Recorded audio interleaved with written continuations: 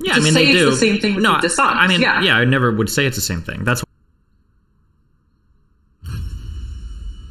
yeah, I mean, they do. It's the same thing with dishonest. I mean, yeah, I never would say it's the same thing. That's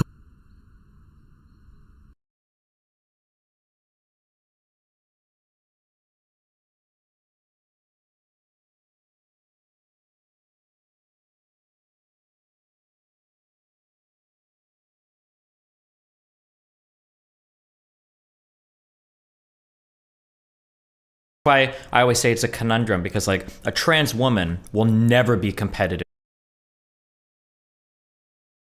Why I always say it's a conundrum, because with a cis male, right? It's because you've completely and totally destroyed your T levels. I say destroyed, but if you're trying to transition, right, you don't want the T levels of a male.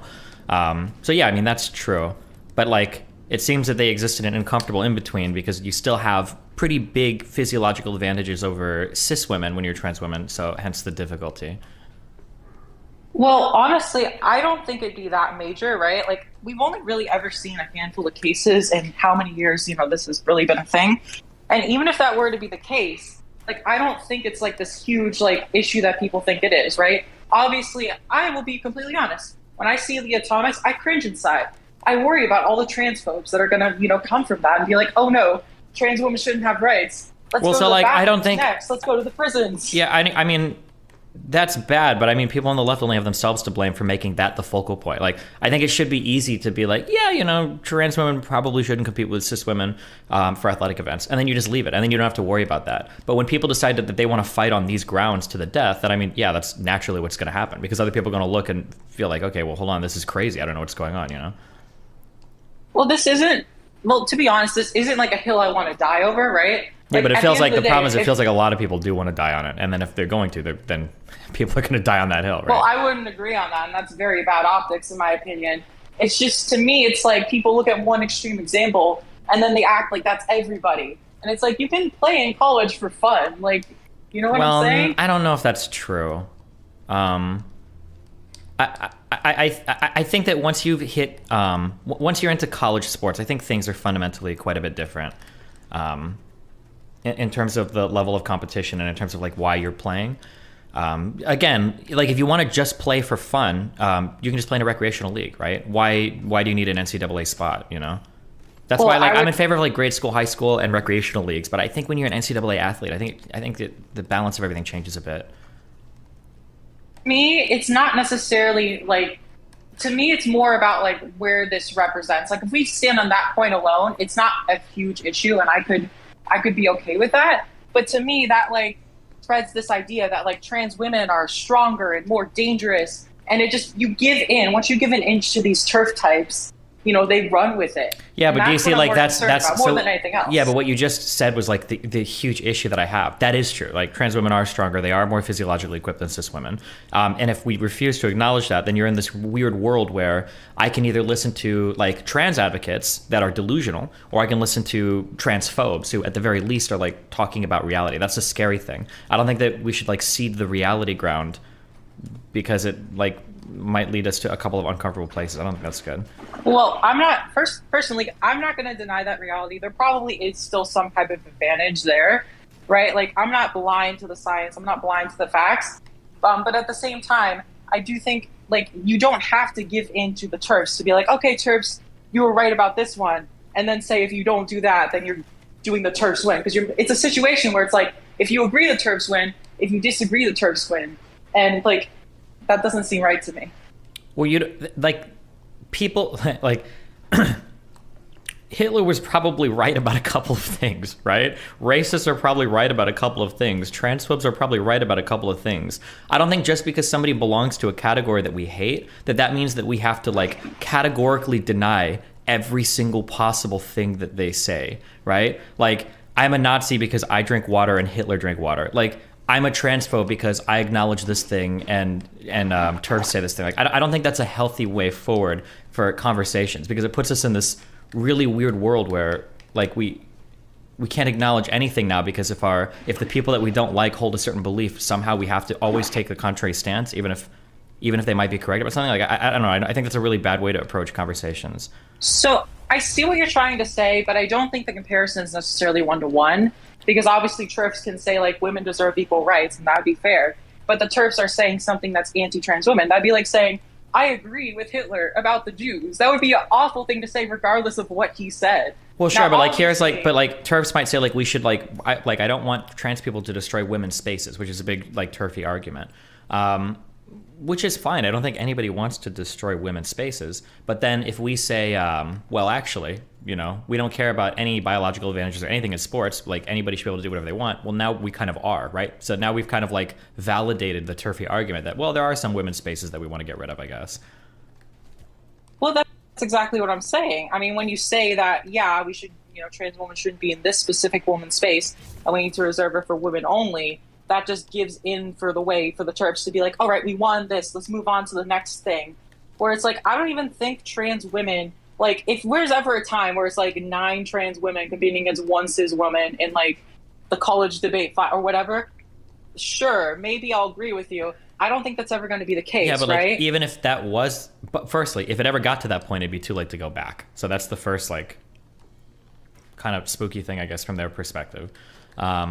And then I guess like secondly, like it wouldn't even have to be that dramatic. And also thirdly, it's not necessarily about like the performance or the results. It's more just like, you know, what is fair, right? Like there are probably like, I'm sure that if I played volleyball against most women, I would probably lose because I don't even know how to fucking play volleyball, right? But that's not like, okay, well, you know, as long as he doesn't win, you know, Destiny can go and compete in the women's leagues and that's okay, right? That's not how that works, you know?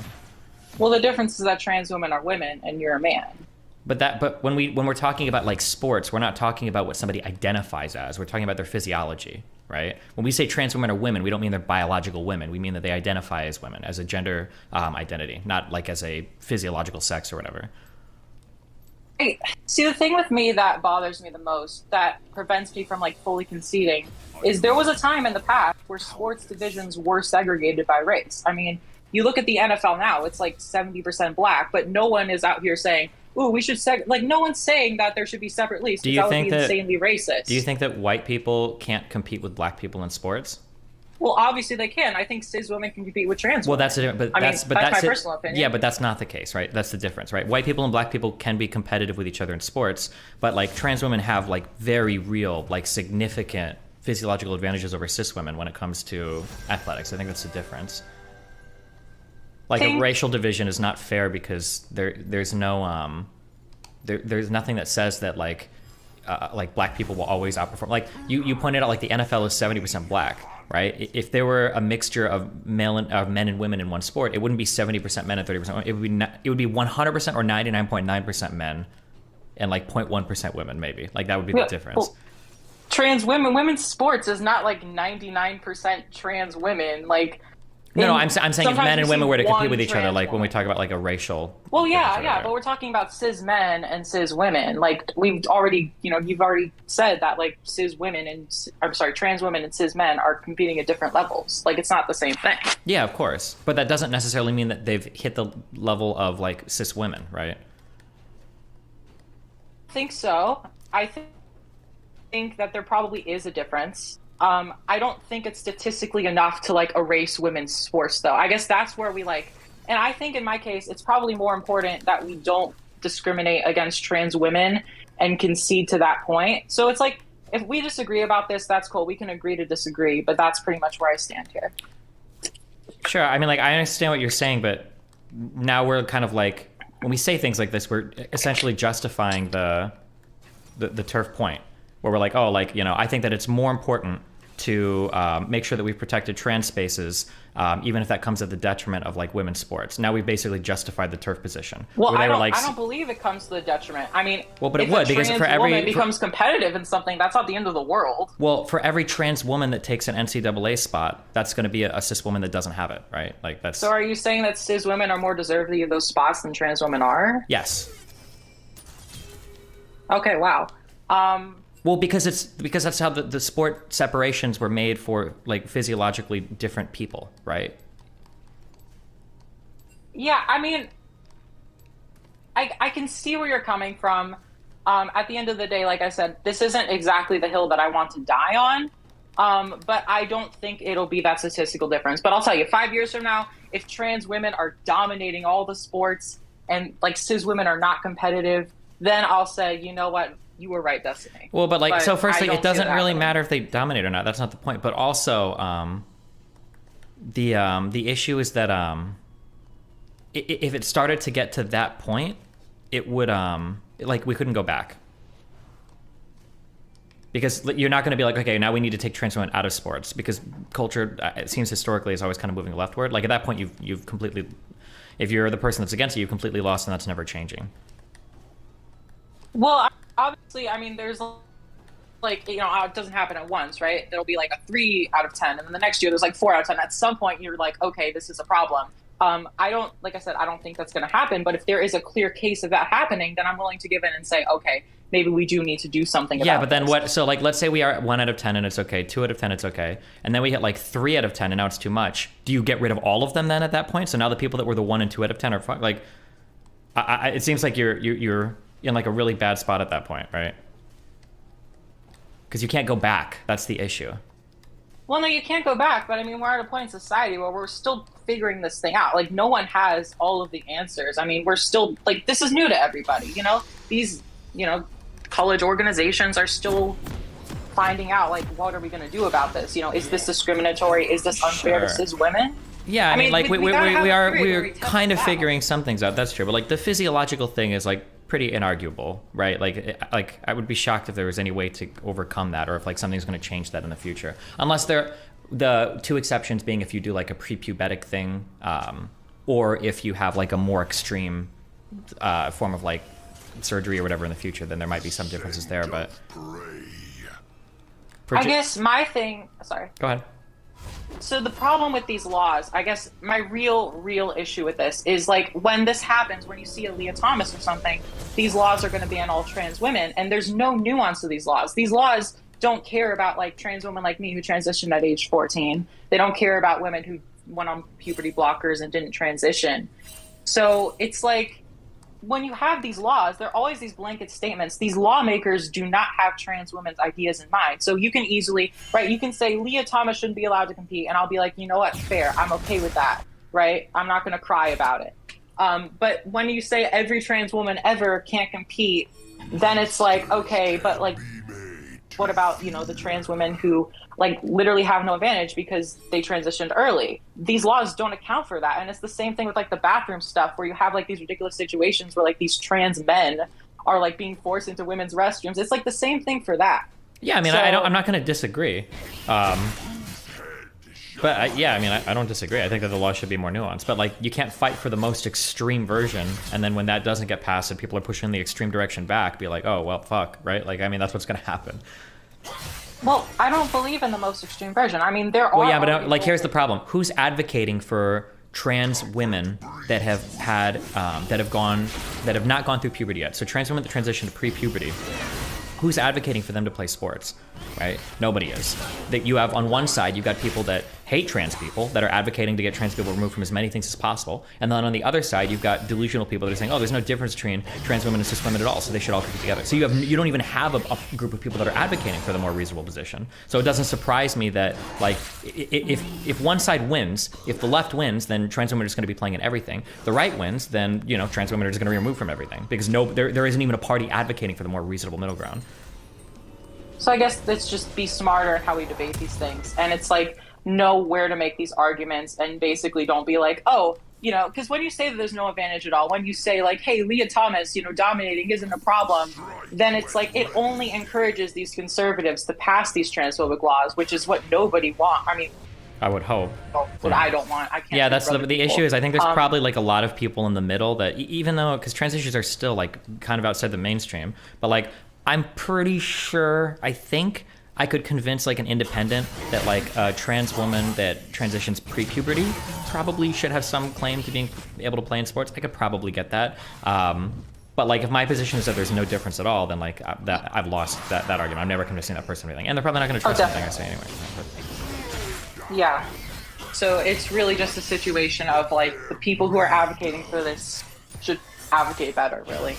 Yeah, I mean, I would say so.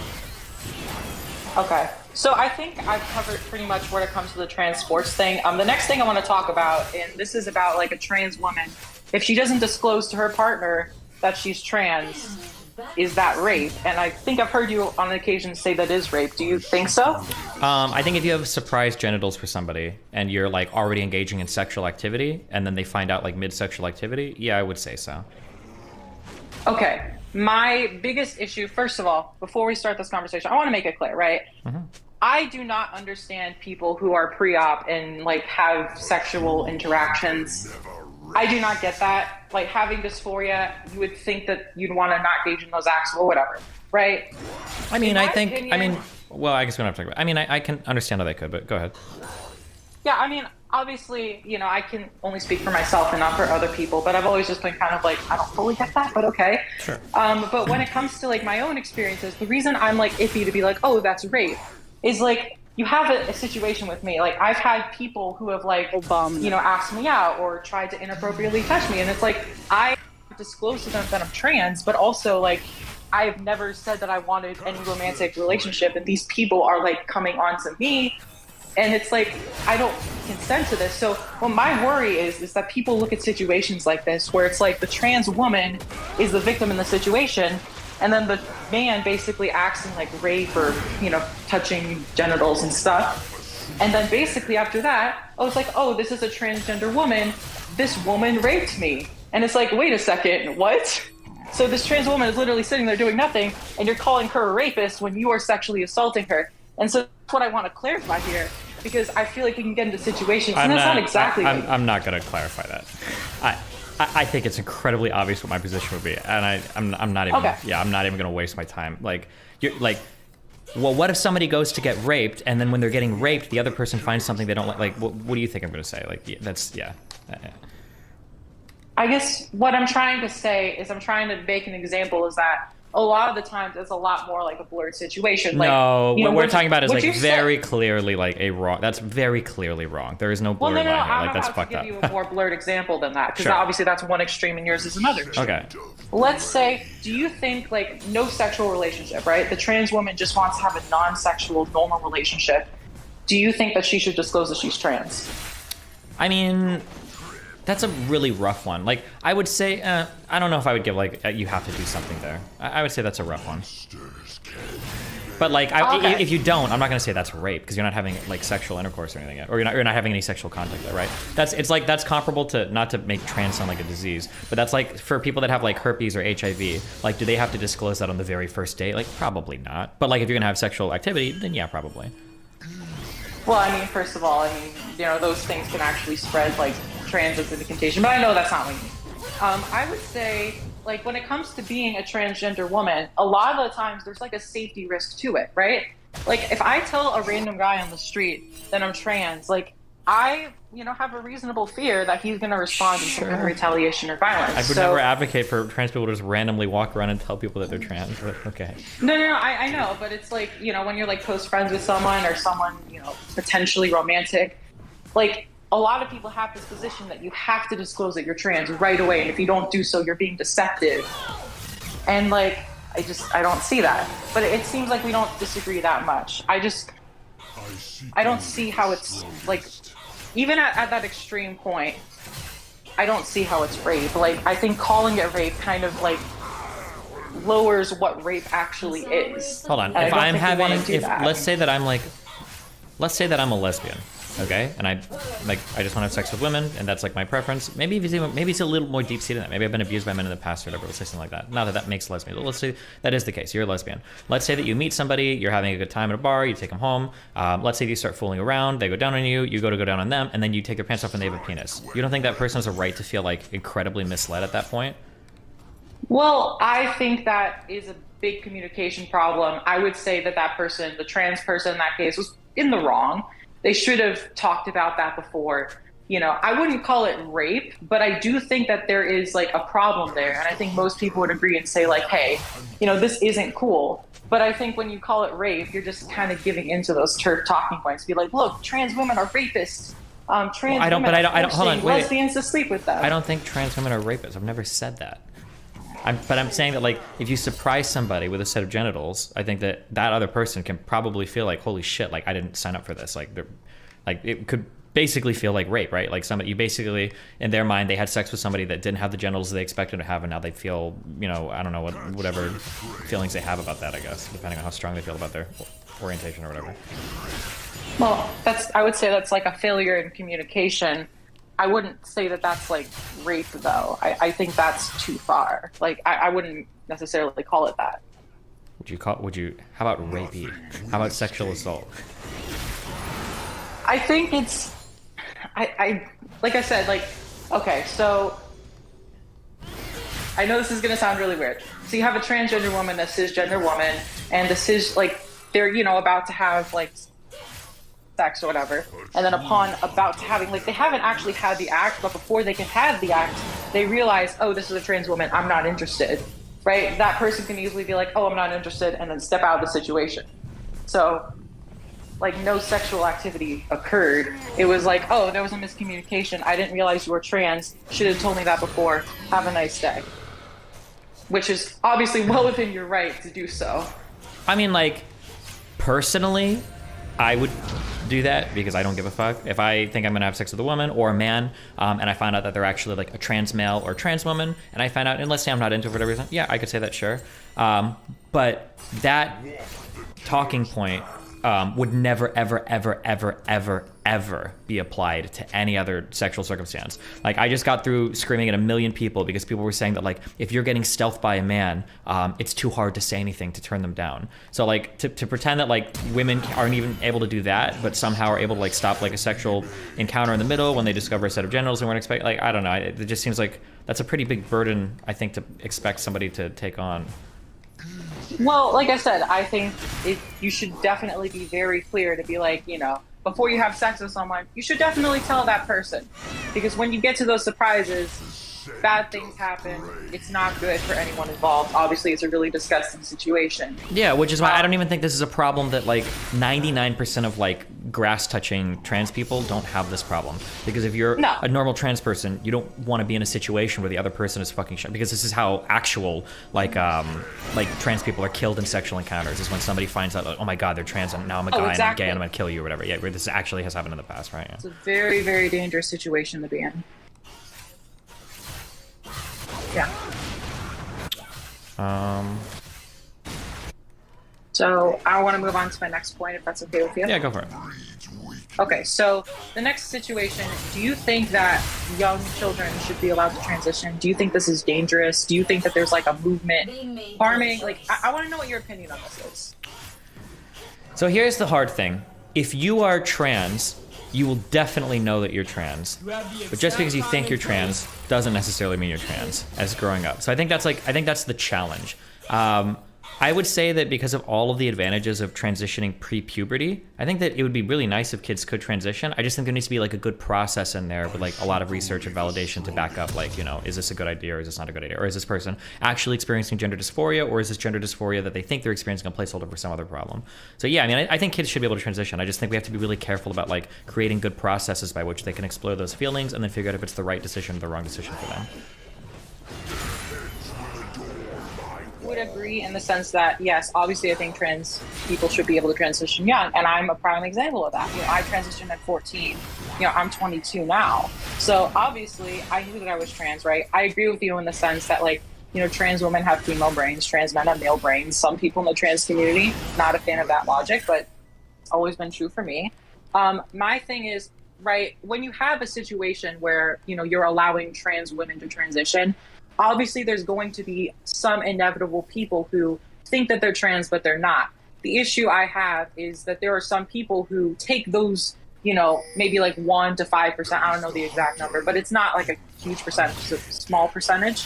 They'll take those voices and then act like all of a sudden all trans women aren't valid. Oh, this person just transitioned, so therefore, you know, I mean, I understand. valid. I think we're running into the same arguments. Yeah. Like, I understand that there are people that do that. But I think that part of the reason why is because it feels like sometimes they're the only people that are willing to have those conversations.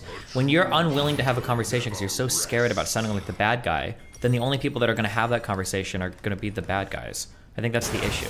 So like I've talked to 2 detransitioners on my stream before. They were interesting chats, but I think that like one of the saddest things was that they can't talk to anybody besides like hardcore conservatives, because people want to take their stories and use it to say like, look, this is a mistake. We're forcing people to get surgery. Like, fuck them. This is horrible and disgusting, and trans people shouldn't exist. So then you get people on the left that are like, okay, well, I'm never talking to a detransitioner because these people are just conservative fodder. And now you've basically made it so that, okay, well, nobody can have good conversations about detransitioning now, because you basically said the only people who are allowed to talk about it are hardcore conservatives that hate trans people. Well, here's the thing with that, right? Like, I think that we should 100% have a platform for like like if we can have like trans people talk to detransitioners and we can intelligently have these conversations, I think that's better for everybody. Because when these detransitioners, they run to TERFs, they're going to side with them, and that they're going to give them like, you know. But I mean, like, I understand why they would run to TERFs. It's probably because TERFs are the only ones that are willing to listen, because everyone on the left wants to say like, oh no, like your experience is fake or whatever. Like you can't, like, yeah, which I think is. Well, I believe that. I think that there's a way to acknowledge that their experiences are valid, while also acknowledging that, like, hey, you know, you might detransition, but like this is good for most trans people, and like 2 things can both be true at the same time. And I think, you know, and I honestly think more trans people should be better about this, and I think that doing so would be a huge benefit for us. Yeah, I mean, I would agree. Yeah. Okay. So that's really cool. I think that I think that the newer age ideas around trans identities have made these conversations really hard for people to have. The idea that like every identity is valid and you're trans just because you identify as trans, et cetera, et cetera. That when you have things like this, I think it makes it harder to acknowledge like real trans people and acknowledge transitioners or detransitioners or whatever, because like the concept of detransition is impossible because anybody can be anything they want, so why would you ever detransition? I think that's like an issue that I have with like the more contemporary like Twitter trans discourse. I think that there is definitely a problem with like, you know, being toxic. And that's the thing, like I made a YouTube video about like detransitioners, and in that video, like I'm very like towing the line of like, you know, people talking about their experiences online are going to feel TERFs, but that doesn't mean they shouldn't be allowed to talk about them. Yeah. It's like, you know, when people are detransitioning, that doesn't automatically mean that they're like anti-trans.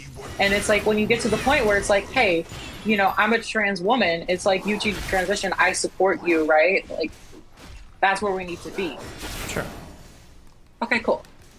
So the next thing I want to talk about, it's going to be a little, okay, so first of all, what's happening in Ukraine is awful. It's terrible.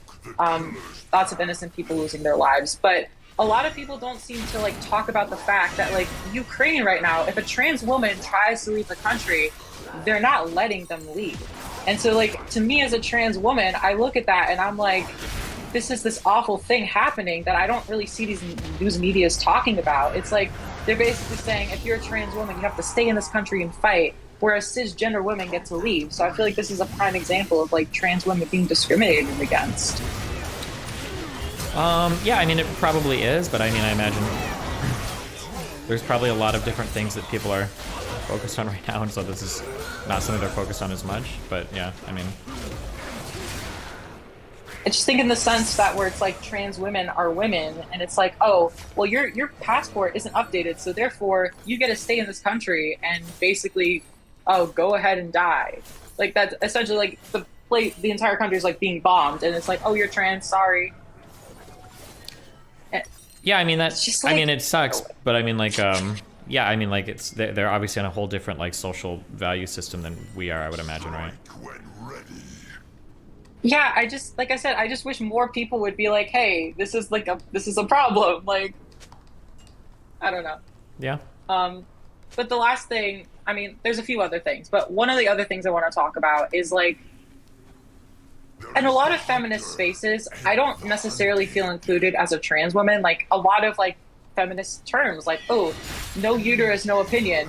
Okay, that's like an explicitly like exclusionary to trans women like phrase.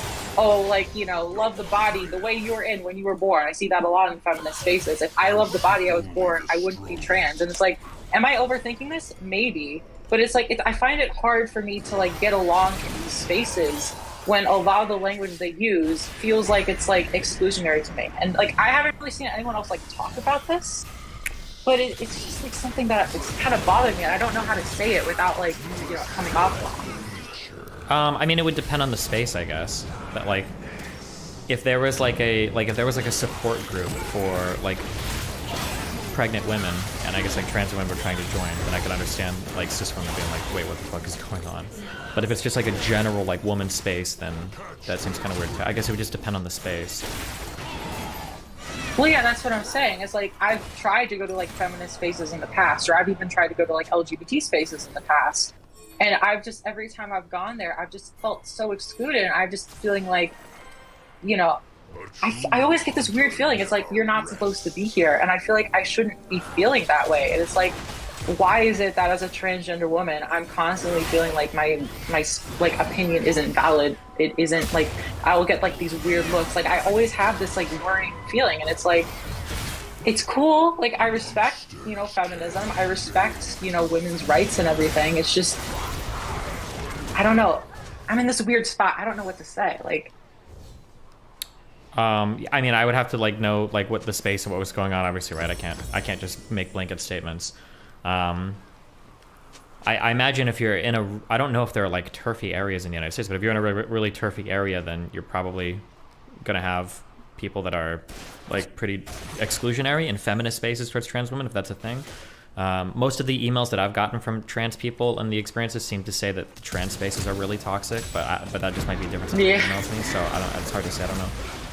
Oh yeah, I just want to go on that. I've been to like LGBT trans support groups, and it's like, I hate to say this because it's gonna make me sound so cringy, but like honestly, I cringe so hard when I go to LGBT support groups. Like when I go there, I think to myself like, oh, these are people who are like just transitioning, and I'm like such in a different spot from them. Yeah, that was like, the main thing that I got over and over again, was that like it's all gonna be either, it's almost exclusively pre-transitioners whenever you go to these spaces, so it's very hard. It's like people that are asking like for early advice on drugs or stuff like that, or people that maybe will never even transition. So if you're like a trans person that's either through transitioning or you're on your way through transitioning, these communities don't really feel like they're meant for you much, is what it seems like. That's what a lot of people have. Yeah, 100%. I'll go there and feel like, these are not my people. Like, this is not where I belong. And it's like, wow, why is the trans community so cringy? Like, these are the people I interact with on Twitter. Damn. Sure.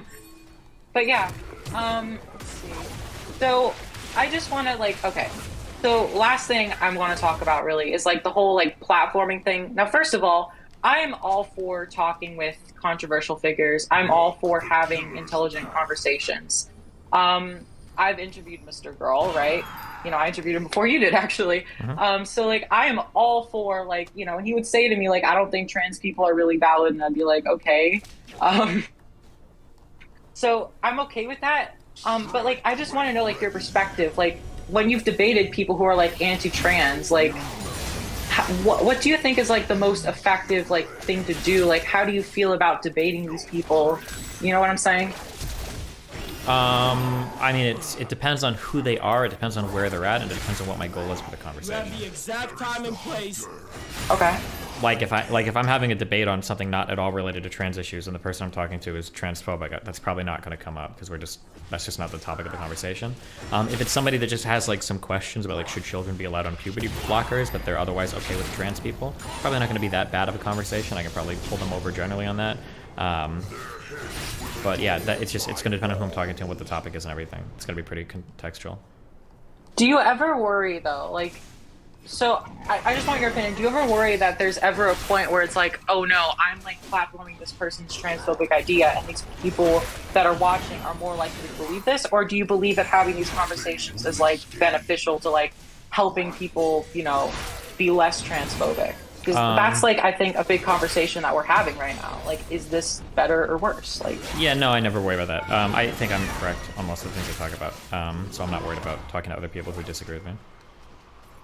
right. But I mean, like, I would say that I agree with you for the most part. But like, when you, I guess the big conversation is like, when you platform these people, do you think like there's going to be some people in the audience who are like, ooh, I actually agree with this person? Or do you think it's better to just like end this I mean, conversation, inevitably, just debunk their points. I mean, inevitably, there's always going to be some. Like, I can't say that I have a 100% success rate, but I mean, like, that's just part of life. I mean, I can't guarantee that any of my fans right now aren't going to stumble onto some transphobic content or something, right? Like, it could happen naturally without it happening on my stream. So at the very least, I'd want them to get it on my stream first so that they can hear the proper pushbacks against it, instead of never having heard anybody on the left address any of those points. Okay. I think that's honestly pretty much mostly what I had to say. The last thing I want to say is, like, real quick, like, I don't believe in neopronouns, and I think that that's an important thing to address, because I see a lot of these people on Twitter basically be like, oh, you know, I don't think that's the same as being trans. And I think when you conflate the same as being trans, I think that's, like, a very dangerous thing, because it spreads harmful ideas. But whenever I, like, talk to people on Twitter, they're like, oh, you're a bigot, you're a transphobe. And I'm literally saying to myself, it's like, I'm just a trans woman. Like, when these people use these, like, not real genders or not real, like, you know, pronouns and stuff, it gives people misinformation on what being trans is and harms the trans community. Sure. I mean, I think personally, I think neopronouns are cringe as fuck. But if people want to argue for them, that's fine. I just don't like it when they call it all trans. Like, it seems like we've come pretty far in the international and national discourse about trans people. We've come really far. And now it seems like people want to build off the success of that movement by basically just adding on as much shit that they personally believe in onto it. So it kind of sucks that, like, when we're finally getting around some people to have, like, non-cringy representations of trans people in mainstream media and everything, that now, like, other people are like, oh, cool, well, if you believe in that, you should also believe that, like, my gender is autism. And it's like, okay, I don't know. So cringe. Yeah, I mean, my thing is, okay, so I've heard you say in the past that there's a lot of people who haven't had, like, a lot of, like, lived experience, and it's obvious, like, when you talk to them. So the problem is that there's a lot of these people on Twitter, there's a lot of these people online, right? Whereas for someone like me, I've dealt with a lot of stuff. Like, I've been on other streams before, I've gotten a lot of harassment on stuff, and I'm used to it, you know? So when people, any awful thing anyone's ever said, like, I've heard it before, it doesn't really faze me that much, because it's like, okay, whatever. Sure. So, you know, I feel like you have to grow a thick skin, and being trans can help you get there. But it's like, when you have so many trans people online who just do not understand, like, you know, the stuff that they're saying is such bad optics, or, you know, or how bad they're making other trans people look, it's like, how am I supposed to get through to them? Because usually when I talk to them on Twitter, it never ends well. They'll, like, block me, or they'll just say these, like, how am I supposed to have an honest conversation with these people? Because a lot of the time they'll just say all this awful shit. They'll call me names. I mean, I think they'll probably use some of the same arguments that you were kind of using earlier, where they'll say, like, well, I don't think that my opinions or my conversation should be dictated by the people that hate me, right? Like, I'm not going to not have an opinion on neopronouns just because, you know, you're worried that somebody transphobic might listen to them and have a different idea, maybe. Okay. Not to say that I would agree with that, but I mean, I imagine that's Yeah. what I would use. But, I just, at the end of the day, my end goal as being a trans woman is, like, I literally just want to be seen as normal. And so oftentimes I see in trans communities, like, that seems to, like, not be people's goal.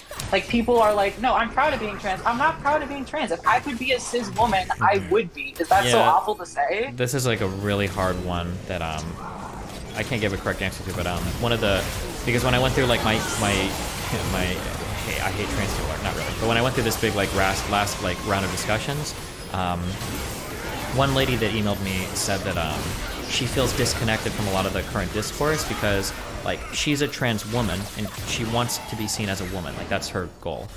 But she says it feels like there's a lot of people online whose goal is to be a trans woman. Like, that's the destination. Like, they want to be seen in society as a trans woman, not as a woman. And that like, makes her feel very disconnected from a lot of the very online discourse. So, yeah, I don't know. No, like I said, I feel the exact same way. It's like, oftentimes, it's like people will say, I'm trans and I'm proud. And I'm like, good for you, but the definition of being transgender is not being happy with the body you were assigned with. I'm a trans woman, which means that I am not happy with the body. Like, you know, in an ideal world, everyone would just be bored in the body that they want to be, but that's not the world that we live in. I mean, and it's unfortunate that that's the case.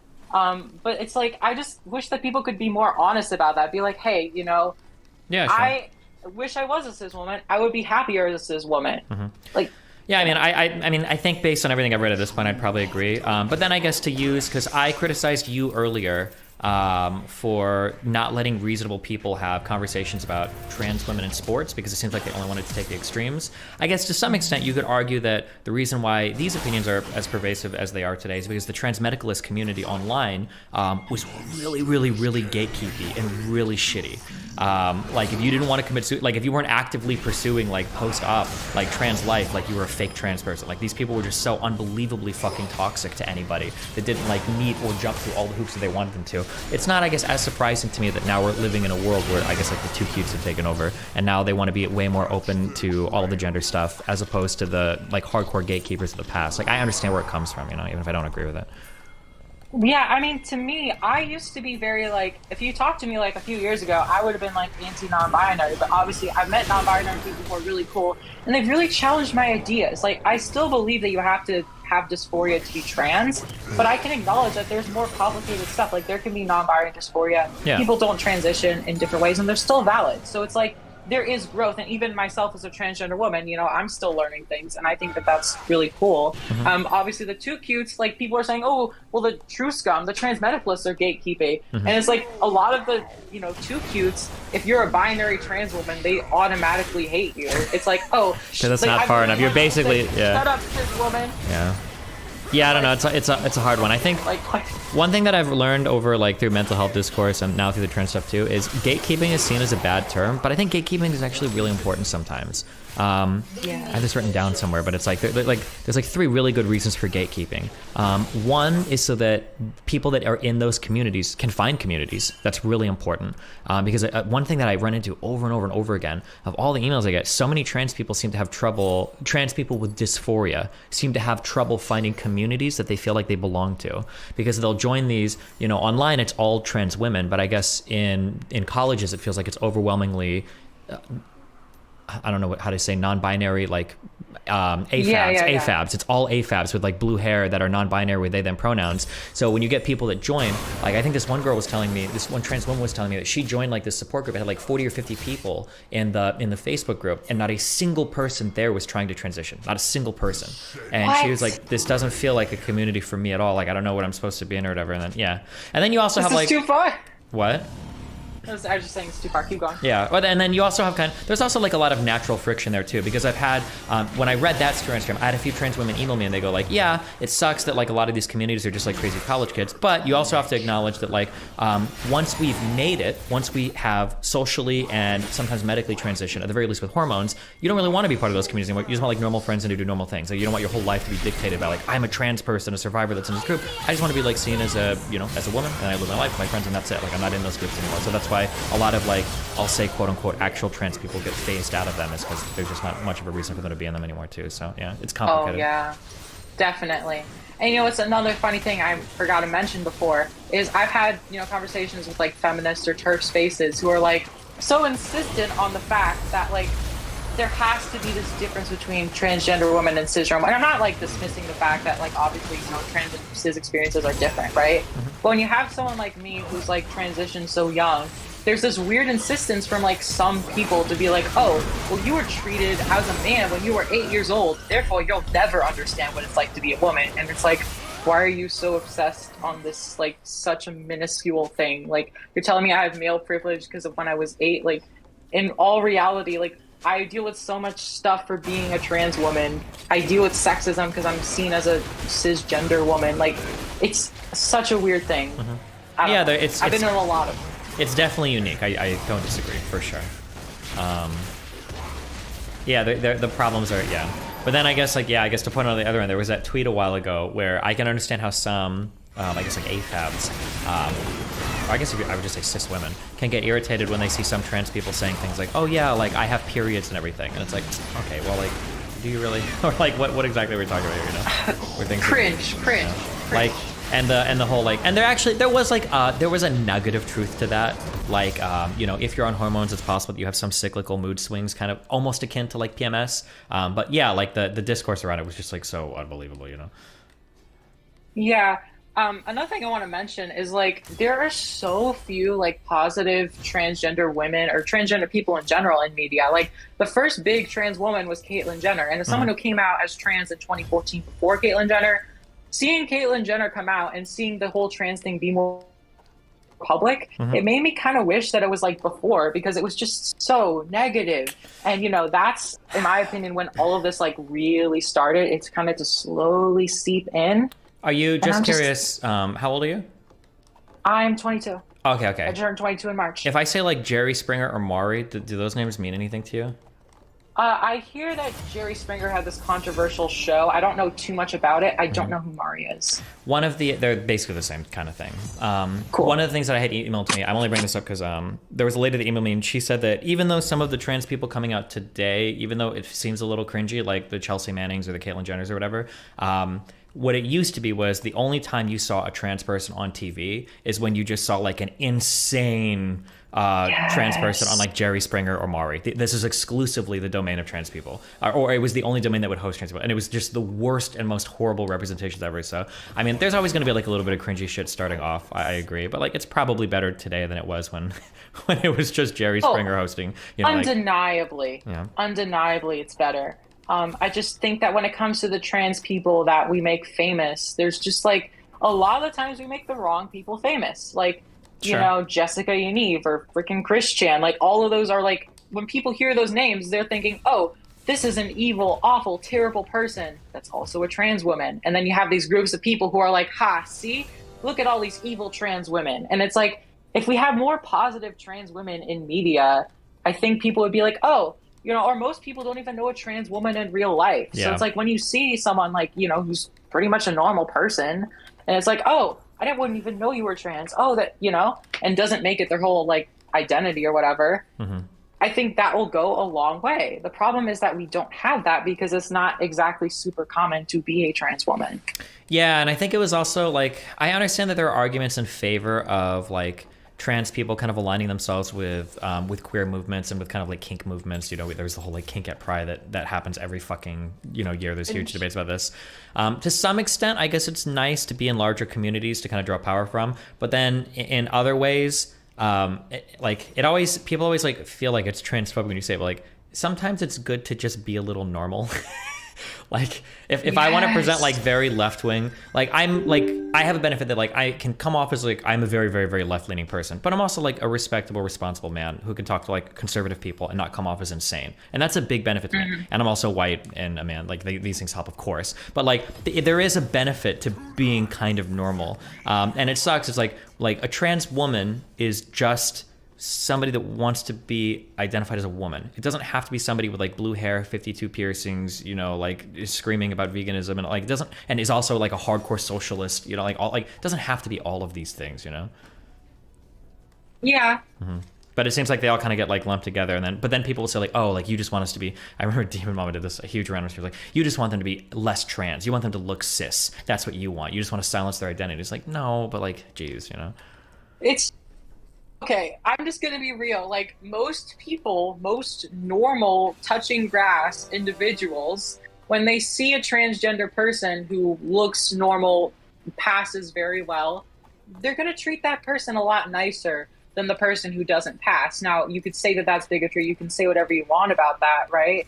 But the fact is, like, that's just how most people feel. And we can work on changing those perspectives. And I'd say, yeah, I think people should be nice to people regardless of how well they pass. I think it's very important. But at the same time, it's like, I think the more examples of, hey, we're just normal people. I mean, that's what got like the gay movement to where it is now. I mean, obviously it's not perfect, but gay people have a lot more acceptance now because it's like, hey, gay people are just like normal people who just happen to be attracted to the same sex. Yeah. There's nothing wrong with that. Trans people are normal people who just happen to have be born in the wrong body. Yeah.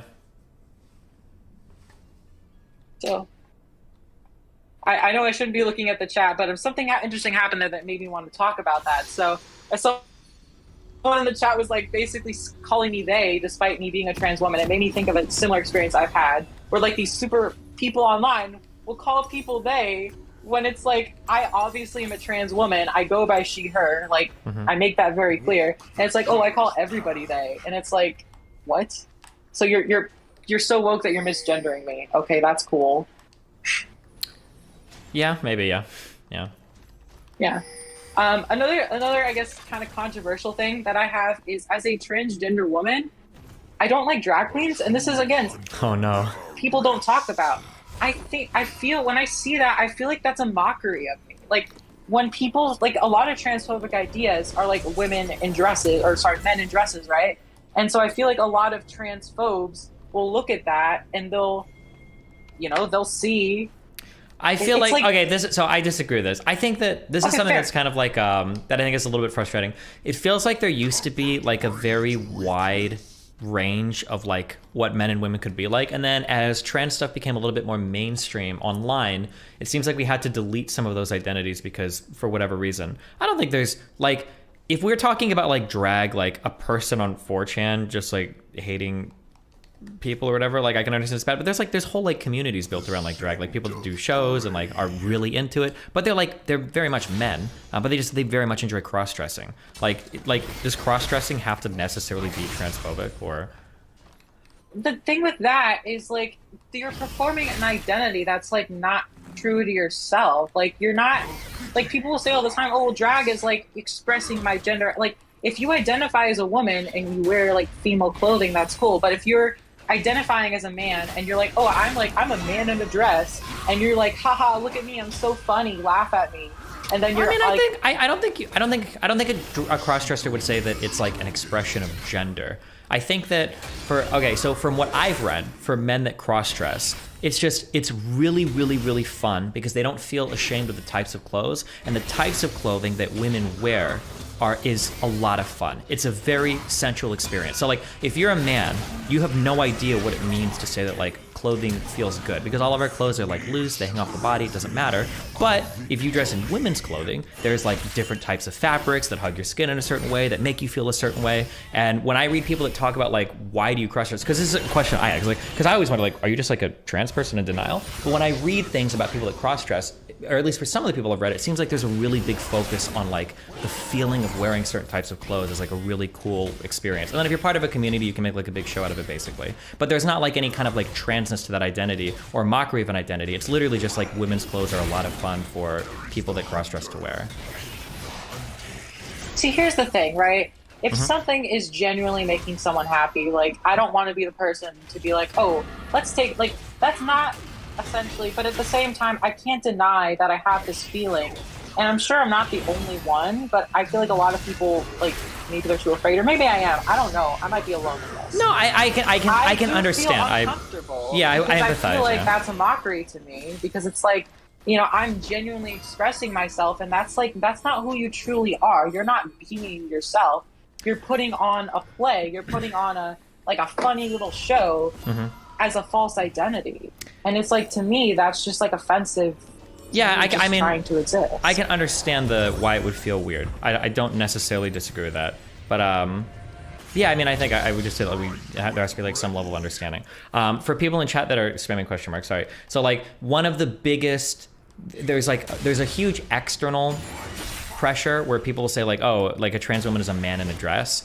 And sometimes, unfortunately, there's even like an internal pressure where trans women will just feel like they're men in dresses, where they don't actually know if they're passing well, where they don't know if they're making the right decision, and they have these weird things. So when you actually see men in dresses, it can bring a lot of that up. We're like, fuck, holy shit, like maybe this is me, or like these people are mocking me, or like what the fuck, maybe this is how people see me. Like I don't agree that it needs to go away, but I can like empathize with the frustration, with the confusion. That's like all, I understand. that's all I can reasonably ask for Sure, at the end of the day. Like, I'm not gonna like go up and be like, you have to stop. Like, that's not what I'm saying. I'm just like, hey, you know, can we acknowledge that, like, yeah, this kind of bothers me a bit. I have one of those moments where it's like I had something in mind I was gonna say and then I just forgot it. Even that happens. Something to do with like the trans women, and like, I don't necessarily think it's blackface, but it's like I think about, like, you know, their similarities.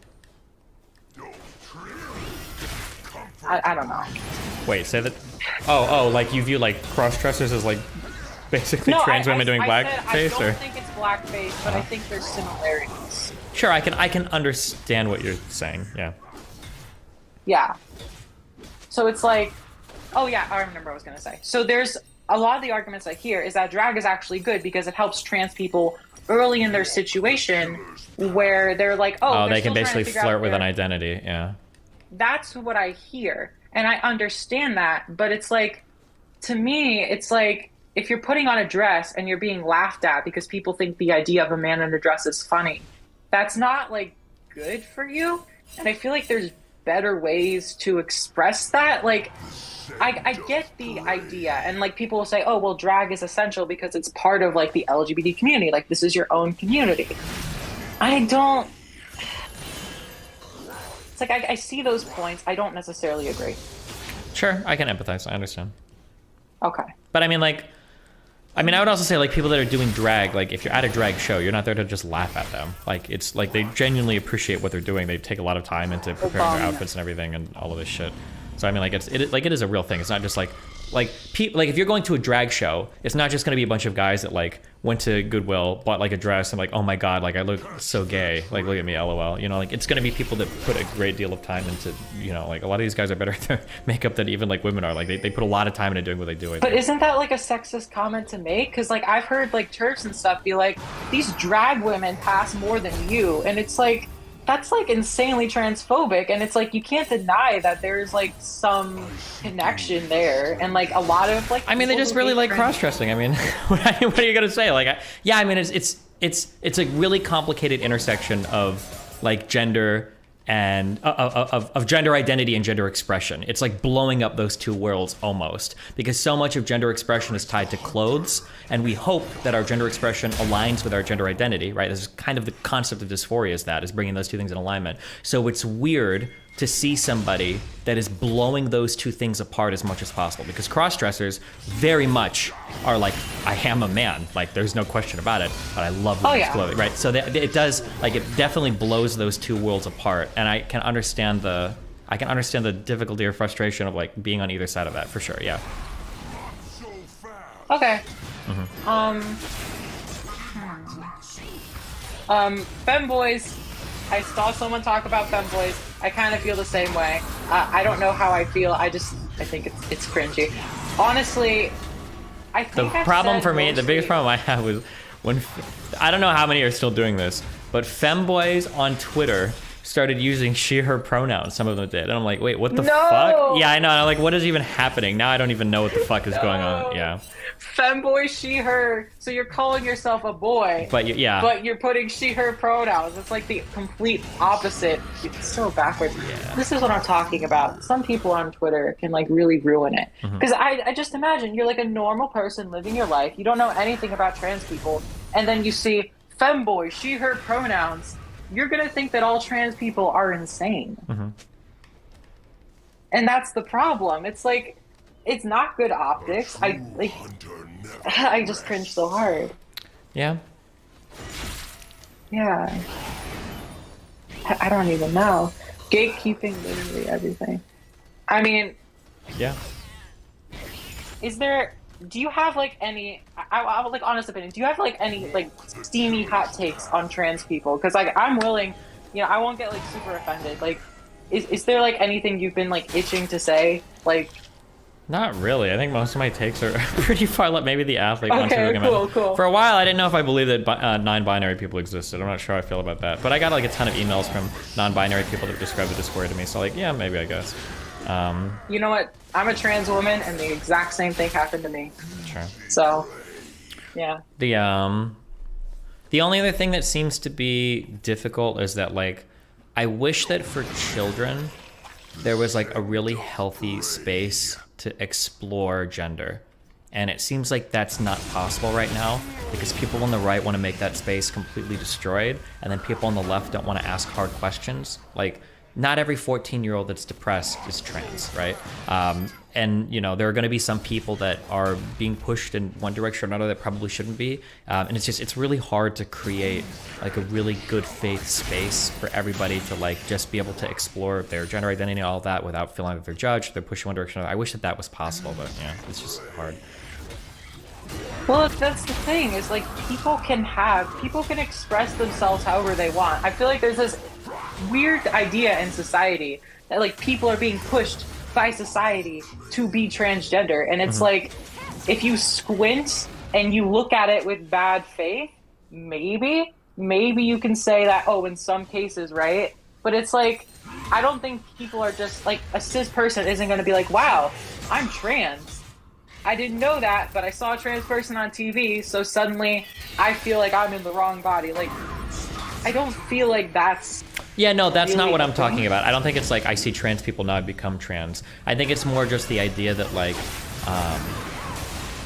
children can have like a lot of issues that can maybe seem like transness, or like if you're somebody and you've got either depression or body issues or whatever, like there could be a lot of things going on. It might be possible that you stumble on a certain YouTube channels where you start talking to a gender confirmation or a gender therapist or whatever, and eventually you're kind of pushing the ceiling, like, yeah, you're trans, and maybe you feel like, wow, I think this is actually, yeah, this is it, this is going to solve all my problems or whatever, but not really, and you don't really spend an appropriate amount of time like introspecting or with like the proper guidance, like trying to figure out if this is the right answer or not. I think that's a really difficult thing that's a really difficult conversation to have, I think.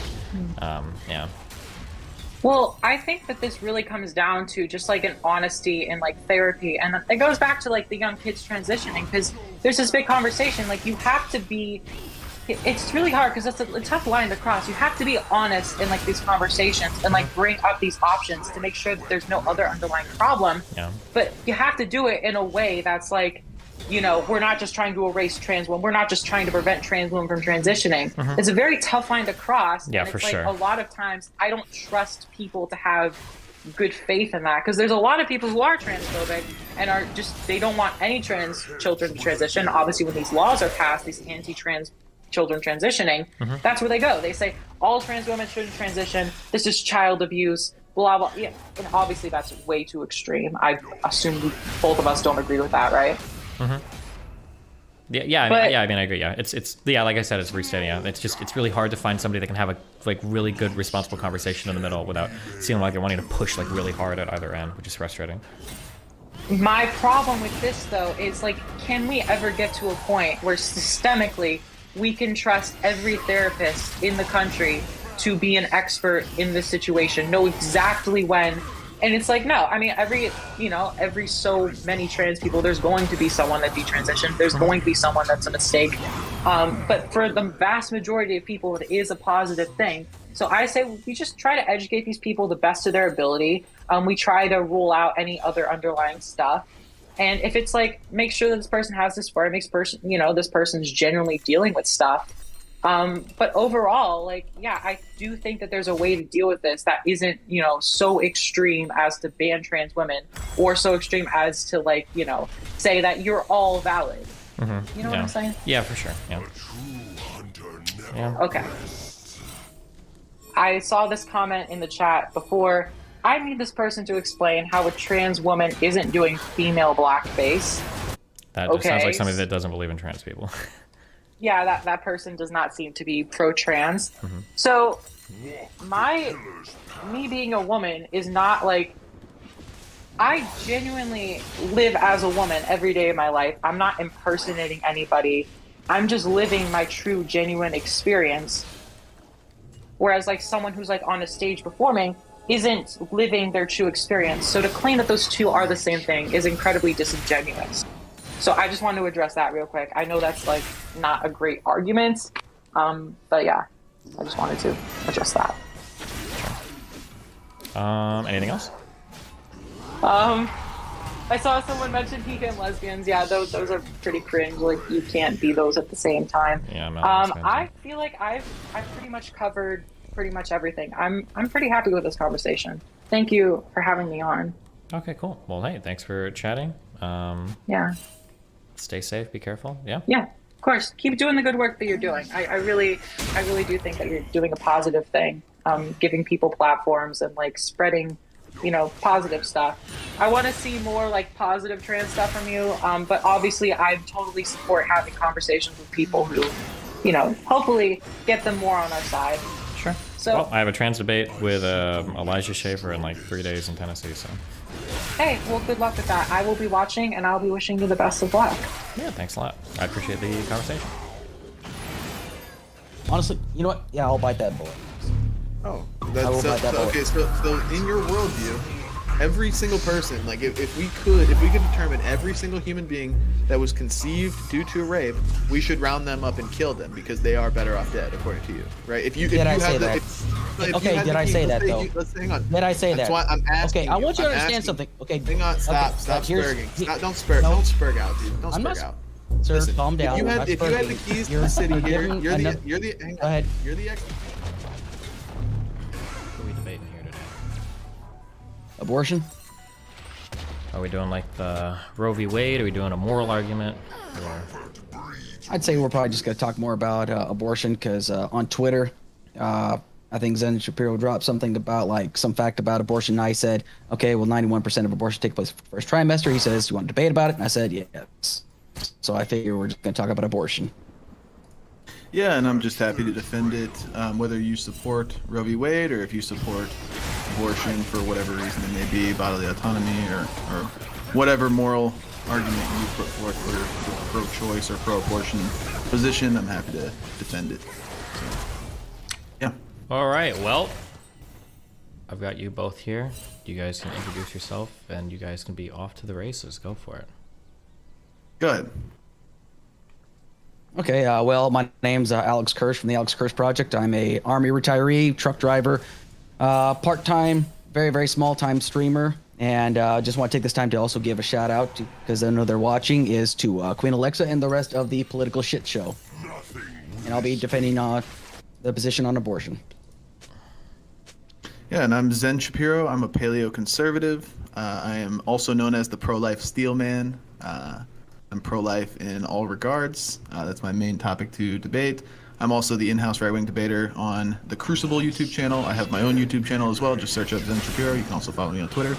And yeah, and also I appreciate you having me back on here, Destiny. Yeah. So I'm ready to go. All right, well, anybody want to start? I don't know what your guys' Twitter arguments were. I didn't see it, so. Do you have an opening statement, Zen? I mean, I'll just be quick. Yeah, I'm pro-life. Human life begins at conception. Abortions are killing innocent human beings. You could also call that murder. That's wrong. I oppose that. And I'd like to hear your argument and how you justify it. Okay.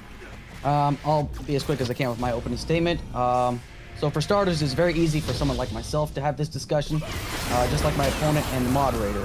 However, we all share one thing in common. None of us are ever going to carry a baby. We can, however, have an opinion on the matter. For starters, I'm a firm believer that a woman does have, in fact, a right to choose. This does not necessarily make me pro-abortion. It just means I say a woman does have a right to choose. I will explain throughout this debate why, and regardless of our idea of whether it's moral to terminate a pregnancy or not, one thing I must make absolutely clear. I don't want to get into a discussion about a variety of moral equivalencies. For example, I don't want to have a discussion about if I condone abortion, that means I also condone something like necrophilia, for example. It's a false equivalency and has no basis in this debate. I also don't want to get into a game of definitions. For example, if I mention the word sentience, I don't want to spend 20 minutes talking about it and different examples of it. My opponent may try to shift the goalpost to look for some level of consistency or inconsistency to prove his point. Our goal here should be to talk about one thing, talk about abortion, Roe v. Wade, a woman's right to choose, whether she truly does have a right to choose. Everything else, as far as I am concerned, is absolute nonsense. We have to stay focused on the topic we're discussing. That's why we're here. I will acknowledge that life does start at conception. This is scientific fact. My opponent may ask then if the child is considered an innocent life. Well, to put it an end to that, the child is neither innocent or guilty of anything. To ask if it is innocent is an attempt to play a gotcha game. The concept of abortion or termination of a pregnancy isn't about innocence or guilt. To say it otherwise is intellectually dishonest. This topic isn't black and white, right or wrong, left or right. It's a very complicated issue, and to just break it down as innocent or guilty, to me, is just flat out lazy in my opinion. To sum up my opening statement, I just want to make myself clear. The majority of arguments I have heard from so-called pro-lifers has been the same thing over and over again. It's not her body. She's killing an innocent life. She could put it up for adoption. Or she's just a whore for all of it. What's consistent about them, though, is they all know they do not know the circumstances of this mother-to-be. Based on their indifference, it is clear that they are not pro-life, but in fact, pro-birth. Let's go and get started.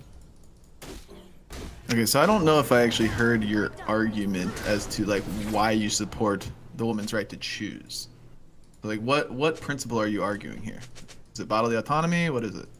It is bodily autonomy, actually. Okay, so bodily autonomy. Let's just make sure we understand the definition here. Bodily autonomy is one. Here we go. No, let's make sure we understand the terms we're using, okay? That way we don't talk past each other. Fair? Yeah?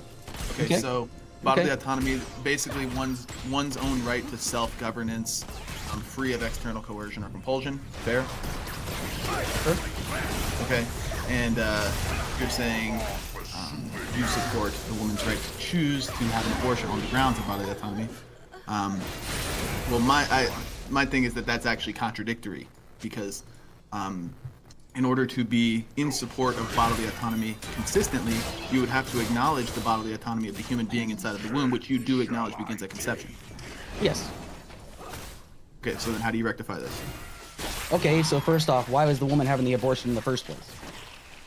We're talking about bodily autonomy first. Do you acknowledge the human life in the womb's bodily autonomy? Why is she having the abortion in the first place? I would imagine that changes from scenario to scenario. But That's exactly my point. Hang on. They're largely due to convenience purposes, like probably more than 90% of abortions. But again, I want to stick to the bodily autonomy thing. Like, does the human in the womb have bodily autonomy, and if not, why not? I would say that it could have bodily autonomy, but I would say it doesn't all the way up until it's actually born, because at any given point, that baby could actually develop some sort of a medical condition that could actually put the mother's life at risk. So if we're going to talk about the purpose of bodily autonomy, right? Basically, what your argument is basically going to say is that, for example, if that baby develops, like, say, for example, mermaid syndrome. Are you familiar with mermaid syndrome? Okay. So mermaid syndrome, like, basically is for, like, it's an extremely rare congenital development disorder characterized by anomalies of the lower spine and lower limbs. Essentially, it's a condition that could actually put the mother at risk if she takes this baby to term, okay? So my argument essentially is that if this baby develops mermaid syndrome, okay, are you seriously going to sit here and tell me that that baby has more bodily autonomy than the mother does? Okay, so you're referencing like what would be called medically necessary abortions, if you even want to call it an abortion. Well, those are, again, very fringe, rare edge cases, and we can talk about them. But generally, most pro-lifers, including myself, are not going to object to a medically necessary termination of a pregnancy. But if I'm not mistaken, you would be in favor of an abortion that is not medically necessary, correct? Yes. Yes. Okay, and that's the 99.99%+ of abortions. So, are you willing to defend that? I don't think that's the 99.9%. Actually, so it is, and I'm actually just inferring this based on the pregnancy mortality rate. It's like 17 per 100,000, which is lower than driving cars in America, at least.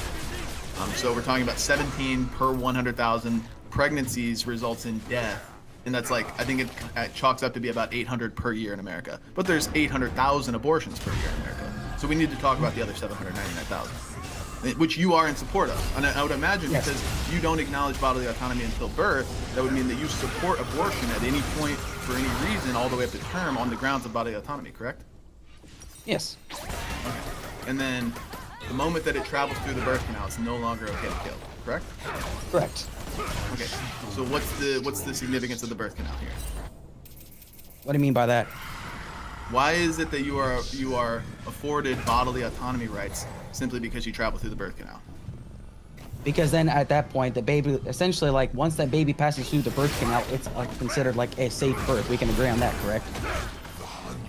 I mean, it's traveled through the birth canal safely. I mean, yes, but we're talking about why is this human life now afforded bodily autonomy? Because we can all agree that at any given point, that birth can actually become very, very complicated due to a medical concern, which you just conceded that that's perfectly okay. In less than 1% of all cases, yes. Wait, hold on, wait. I'm gonna hijack this part. Okay, both of you agree 100% that in the case of medically necessary abortions, you ought to be able to have one at any stage of the pregnancy. With the pro-choicer, I imagine saying it's a woman's right to choose to save her life, and with the pro-lifer saying this isn't even a contradictory position. You have to save one life for another. It's not even like an anti-lifer, right? So we both can agree that let's never bring this up again, right? We both agree that that's a case. So let's move on to the elective procedures. Basically, I think is important. Well, yes. Yeah. Well, here's what I like to know though, because like I seem to recall that Zen Shapiro actually said that he is against all kinds of abortions. Has he suddenly changed his position on this? Well, that's why I say, like, in terms of a and I know Destiny wants to move on, and I do too, but in terms of like a medically necessary termination of a pregnancy, I don't call that an abortion, because when I hear the word abortion, I'm talking elective abortions for convenience purposes. But I do, like I said, I myself and any or most pro-lifers would agree, like, in a medically necessary situation where the mother is going to die, that terminating the pregnancy is fine. It's justified. I mean, it's not good, but it's like, you got to do what you got to do to save a life or whatever. So, yeah, we can move past this because you support it otherwise. So I want to know, like, why do you support it when it's not medically necessary? And that's why we're talking about bodily autonomy. That's your principle here. Yeah, well, because, first of all, because at the end of the day, it has absolutely nothing to do with any of us in society, correct? I don't know what you mean. What a woman does with her... Well, it's pretty clear. If a woman has an abortion right now, how does that affect you or I in society? It's killing a human being. Well, how does that affect you? Okay, so if a woman in I don't know, central Idaho got an abortion, and I had no knowledge of it, no, that wouldn't affect me. But that doesn't mean that it's okay. Just like if a woman got raped in central Idaho, that wouldn't affect me. It doesn't mean it's okay, and it doesn't mean it should be legal. So that's not an argument, unless you would support rape in central Idaho because it doesn't affect me. Here's the moral inconsistency with that argument right there. You are basically comparing two situations that have nothing to do with each other. Because one is a medical procedure, no, one they're is not a linked medical because procedure. neither of them affect Hold on, me. hold on. No, hold on. But here's where you're wrong, though, okay? Because one is a medical procedure, correct? I mean, sure. If Yeah, you want to call it one that. I is wouldn't not. call One- it medical. I wouldn't call it a medical procedure. I would call it killing a human life. But yeah, go ahead. Well, then you're denying science, because science indicates that it actually is a medical procedure. To accelerate this, we could make a medical procedure where a doctor illegally operates on somebody to remove their heart, and that would be a medical procedure, but he'd still be killing somebody. Yeah, if we want to call it that, then fine. But the point here is, the analogy that I made is that neither scenario affects me. Like, it's happening in central Idaho. I don't live in central Idaho. I don't know either party involved. Whether it's an abortion occurring or a rape occurring, neither one of them affect me, but that isn't a justification for either action. Whether they're good or bad, it doesn't make a difference, so it's not an argument. Well, abortion's legal, rape is not, correct? Correct, depending on where you are, but yeah. Yeah, depending on where you are. But the fact of the matter is, like with Roe v. Wade, essentially, that it was the law of the land that a woman could terminate a pregnancy. Essentially, well, they kind of changed the terminology over the years. They said that only under extreme circumstances, but they said there was no limitations for a first trimester abortion. I mean, we can agree upon that, correct?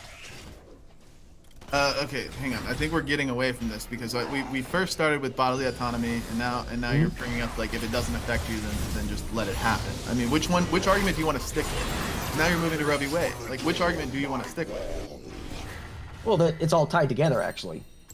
Well, okay, we need to take it one point at a time, though. You can tie things together as long as we establish the points as we go.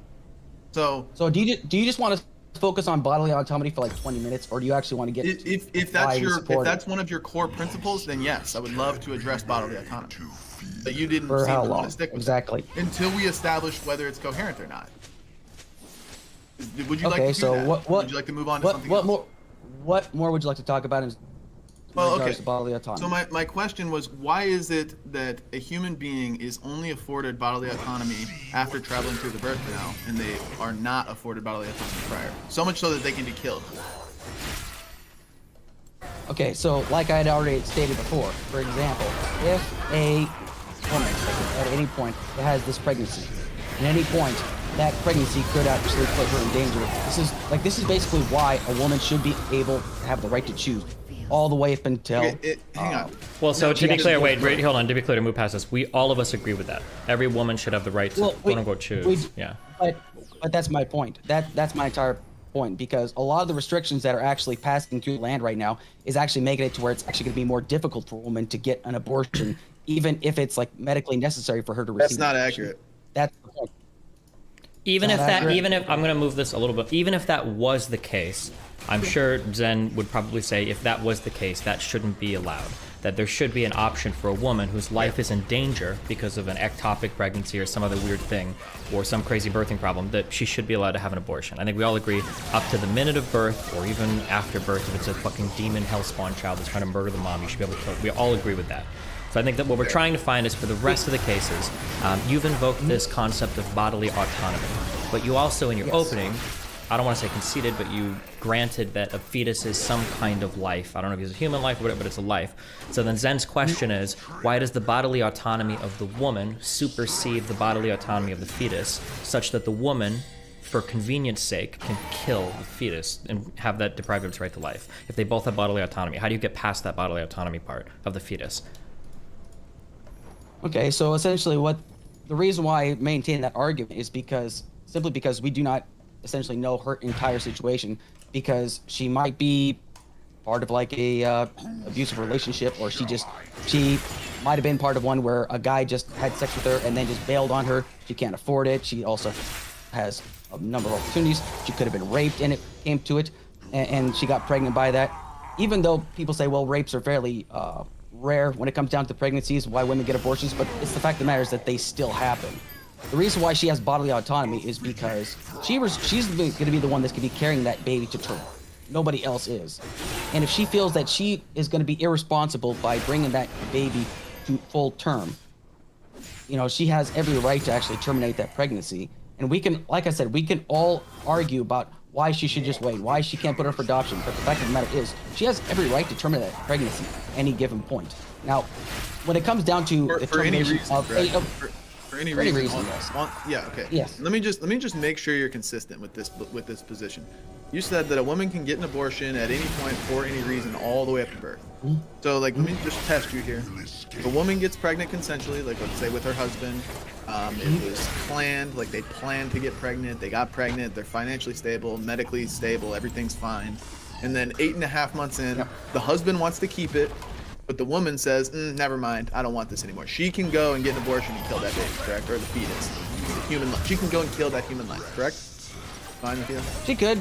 She could, but I would leave that between her and the husband. That's something they can actually sort of. Well, okay, so I thought she has bodily autonomy. The husband should have no say in this matter because she has bodily autonomy, correct?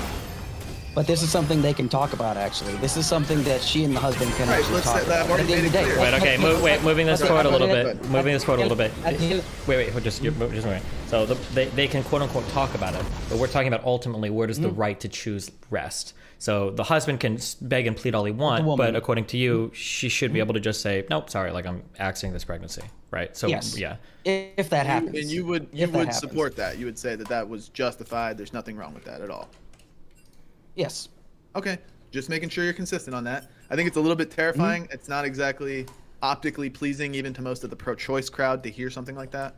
That a woman can get an abortion at 8.5 months in, even if she's healthy and financially well off. But well, do you have historical proof that that's actually taking place, or someone's actually going to go do that? Because most of the time, most doctors. Well, hold on a second. Yes, you do, because hold on. Go ahead. Okay, go ahead. This is not this. What I'm simply saying is the reason why I found the big I'm saying red sub button, because Daddy. the option is there. Because I'm saying what you're basically talking about is like a hypothetical situation where a woman can actually at any point terminate pregnant, which I've maintained consistency on. But what I'm trying to ask is there a situation where a woman has just willy-nilly gone and had an abortion up 8.5 months, and the doctor's like, yeah, sure, we'll take care of it? Do you have proof of that ever taking place? I would imagine just like by the law of averages over the course of the however many hundreds of millions of births that have occurred since abortion has been legal in America, it's probably happened. Can I cite a specific example? No, but this is why I said it's a principled argument where in this hypothetical scenario, whether it's happened or not, you would still support that. And in your ideal society, this would be allowed. Like a woman who has a consensual birth or a consensual pregnancy with her husband, planned, financially and medically stable, she can go and have an 8.5 month abortion against the will of her husband. Which is, I mean, that's just absurd. But we can move on. I'm just grandstanding. No. Hold on. We're not going to move away from it, because the thing is like this is why I bring up we do not know the situation of the mother. This is the entire point, the entire crux of the argument. Okay, wait. Can I just shoot down? So we don't know the situation. So if I were to ask you, should parents be allowed to eat their children? What would you respond to that with? Of course not. Okay, but what if they're in a crashed plane and you've got like a family of 4 that could survive for 1 extra day for a plane to come and save them if they just agree to eat their child? I think it's kind of an awkward hypothetical scenario, and I'm not really going to accept that, honestly, because the thing. Wait, hold on. is- So I can point to historical examples of cannibalism happening when planes crash, right? This does happen. But all I'm trying Yeah, to get but to, you have to say yes to this, right? If it comes down to eating one person to save four, then probably as horrific as it is, like cannibalism has happened. There's a famous movie about at least one plane crash where it's happened. Yeah. But when we're talking about like a principled argument, to say that like we don't know the situation, well, we do know the situation because it's a hypothetical, right? Yeah. So we're talking about abortions for the sake of convenience. Now, if you want to say we don't know the situation, you're implying that in some situations abortion is okay, and in some situations abortions aren't okay. But it's weird to say that like, well, we don't know the situation when you seem to be arguing blanketly to accept all abortions. So why not just argue for the cases that Zen is kind of pushing for, which are abortions of convenience, basically, right? Even where they can afford it. Which basically wrapped up, like summed up, means you've got to justify bodily autonomy, and particularly why is bodily autonomy granted at birth and it's not granted prior. That's my overarching point here, is like, why is the birth canal what matters when it comes to bodily autonomy, but you're not granted bodily autonomy prior? I've pretty much explained as to why. I mean, would you like me to try to explain it a different way, maybe? Let me make the question clear. So 5 minutes before birth, the baby is not granted bodily autonomy, and it can be killed on the grounds of the mother's bodily autonomy. But 5 minutes after birth, the baby now has bodily autonomy, and killing it would be murder. Is that your position? So what happens in this 10-minute window, the 5 minutes prior to birth and the 5 minutes after birth? What happens to allow this baby now bodily autonomy that it didn't have prior, that it didn't have 10 minutes prior? There was actually apparently there was no medical complications. It wasn't putting the mother at risk. Therefore, it's passed through the birth canal cleanly. No reason to kill it whatsoever. Okay. But again, you keep appealing to medical necessity, because you've done this like 3 or 4 times now, and we've already established that I would say it's okay. I would permit a medically necessary abortion. I wouldn't say it's good, but I would permit it. And you would obviously permit it. They But appreciate that. We're only talking about less than 1% of all abortions. It's similar to bringing up like the rape scenario, which is again only less than 1% of all abortions. We're leaving out the other 99%. But you still support a non-medically necessary abortion on the grounds of bodily autonomy, but then you just keep appealing to medically necessary abortions. You're not actually defending bodily autonomy, I should say. It sounds like I actually am. It actually sounds like I actually am, because Okay. you keep on bringing up as like, well, wait a second, like it's a non-medical issue and she's not giving birth. But the thing is, like, at any given point, we can all agree that a medical necessity can happen at any point. That's my entire point. Lightning can strike at any point. Okay, wait, let's say that we had medical technology to determine whether 100% a birth was like going to cause a complication or not. And we were able to scan, and in month 6, boom, we know this one 100% won't cause any medical complications. In those cases, would you be okay with the woman like not being allowed to have an abortion, or should she still have the right to have an abortion? She wouldn't be allowed to have an abortion in the first place, and I would agree with that. Wait. Okay. She wouldn't be allowed to have, or no, I'm asking you, like, if let's say you scanned it and it was like, okay, this baby will be born with no complications at all, and you're financially able to support it, would you deny her right to have an abortion there or not? Like, should she be allowed to have an abortion, or should we say like, no, hold on, you have to you have to carry this baby to term? If there's no medical complications and it's a perfectly viable baby, I would say yeah, I would. Even though I still maintain the would what? position. You would what? Force her to carry the baby to term. Essentially, yeah. Okay. But then what Especially if happened to it's but then where's like the bodily autonomy thing? Again, the bodily autonomy is simply about the whole medical procedure. That's where it's kind of playing into it. And the reason That's why I established a definition at first, where I said it's basically a person's right to self-governance over their own body, free of external coercion or compulsion. That doesn't imply due to medical necessity. That just implies due to personal rights, personal privacy, personal decisions, desires, whatever it may be. It doesn't necessarily have to be medical necessity. But if you're saying you only support abortions due to medical necessity, well then you're basically foregoing bodily autonomy, and you might as well just be pro-life, because you would actually just agree with me if that's Not the only necessarily. justification for it. Like, Not let's just necessarily. how about a less like a more realistic hypothetical where we Okay. can't tell in the future, but let's just say the woman goes to the doctor and let's say she's 6 to 8 months into the pregnancy, and the doctor being like, you know, a well-trained medical professional, says there is no sign of any complications here. You appear to be as perfectly healthy as any other pregnancy. There's no real risk of injury or death or whatever. She'd still be allowed to get an abortion given that information from the doctor. Would you still support that? You would? Yes. Yeah. Okay. So then why is that any different than the time machine saying 6 months into the pregnancy there's going to be no issues?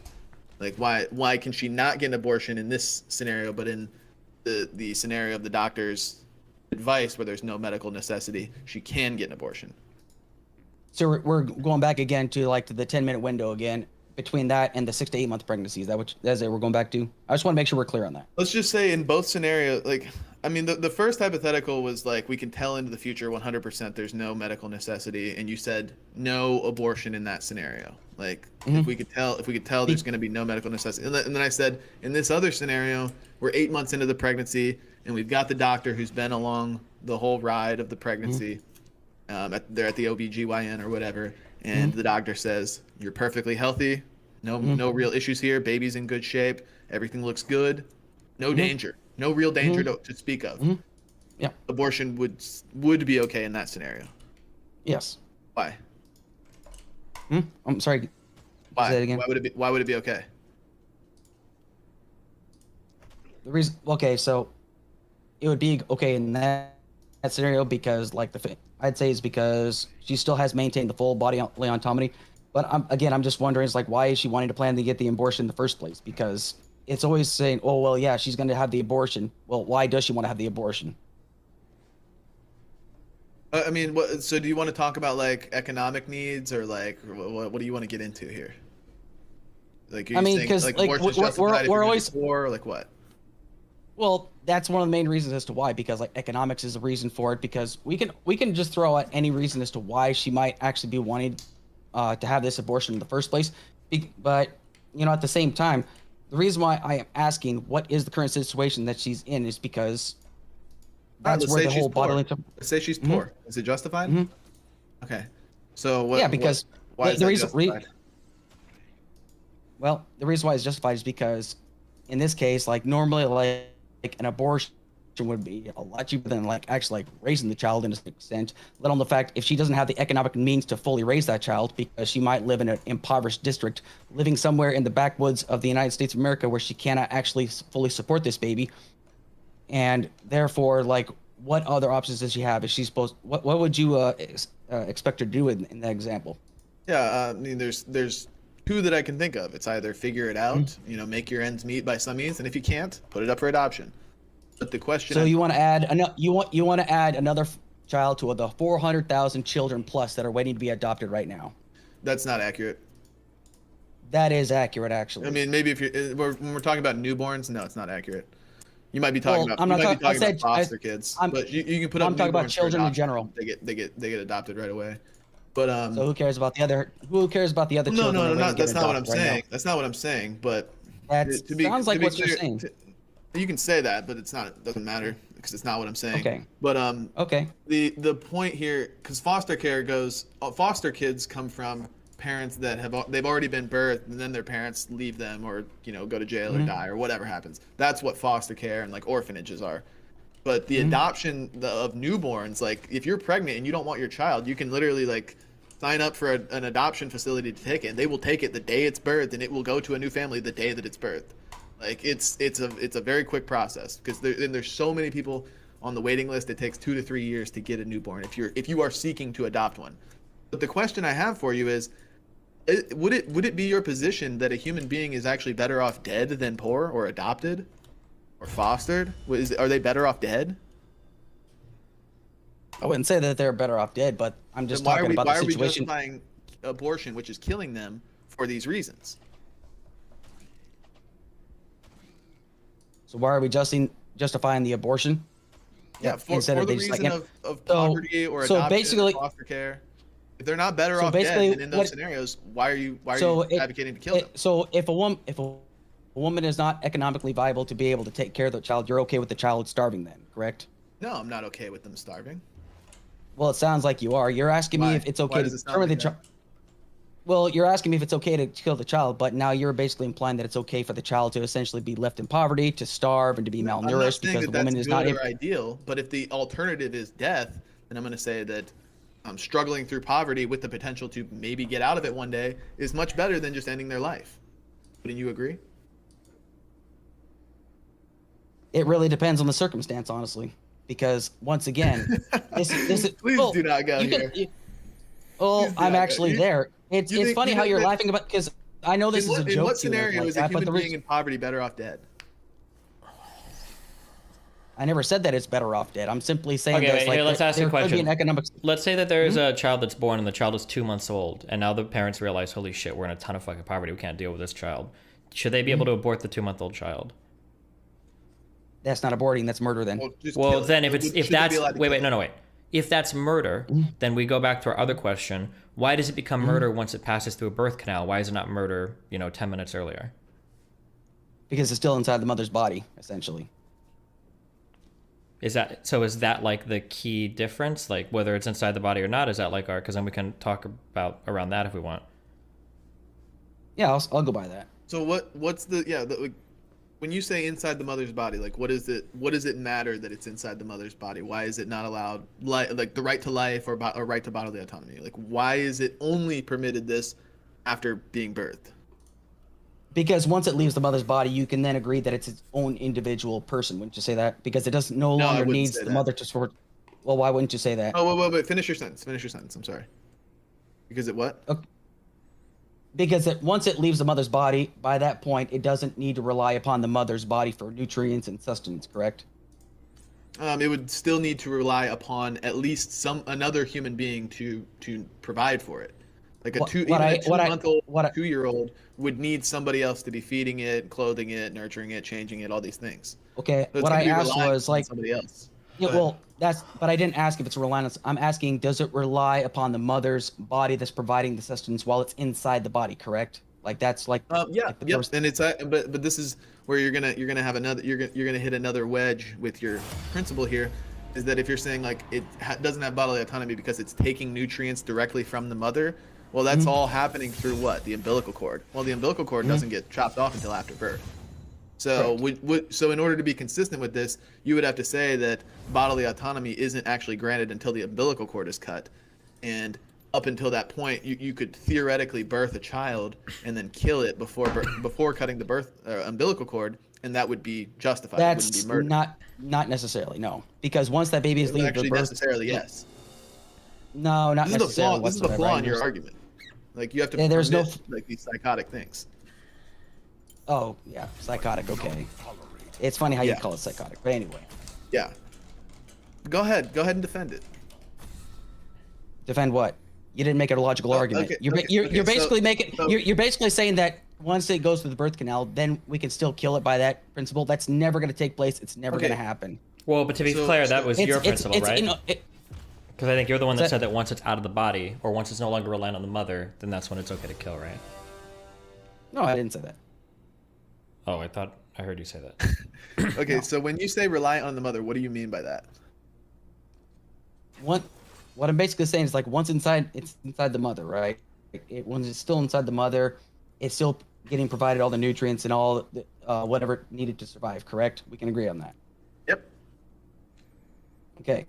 So then once it actually starts going through the birthing process, once it passes through the birthing canal, and then once it gets the umbilical cord cut, which is like happens like immediately afterwards. Once it passes through the birth canal, the umbilical cord is going to get cut like right away.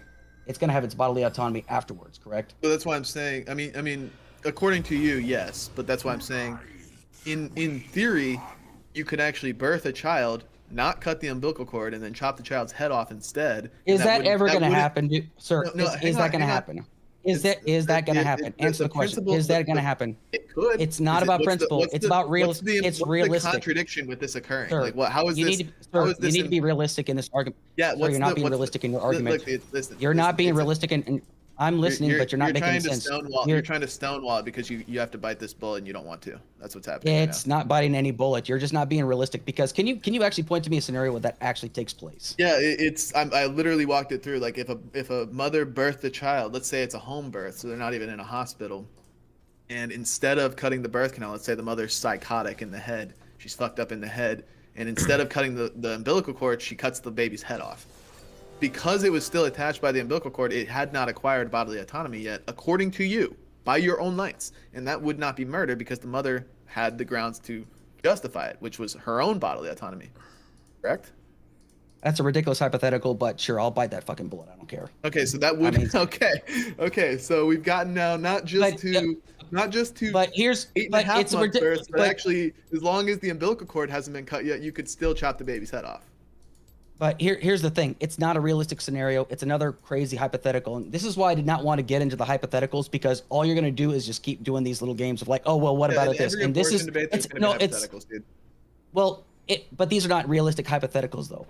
If you want to have a realistic hypothetical. Okay, so when you say unrealistic, do you mean like it's contradictory? Like, what do you mean?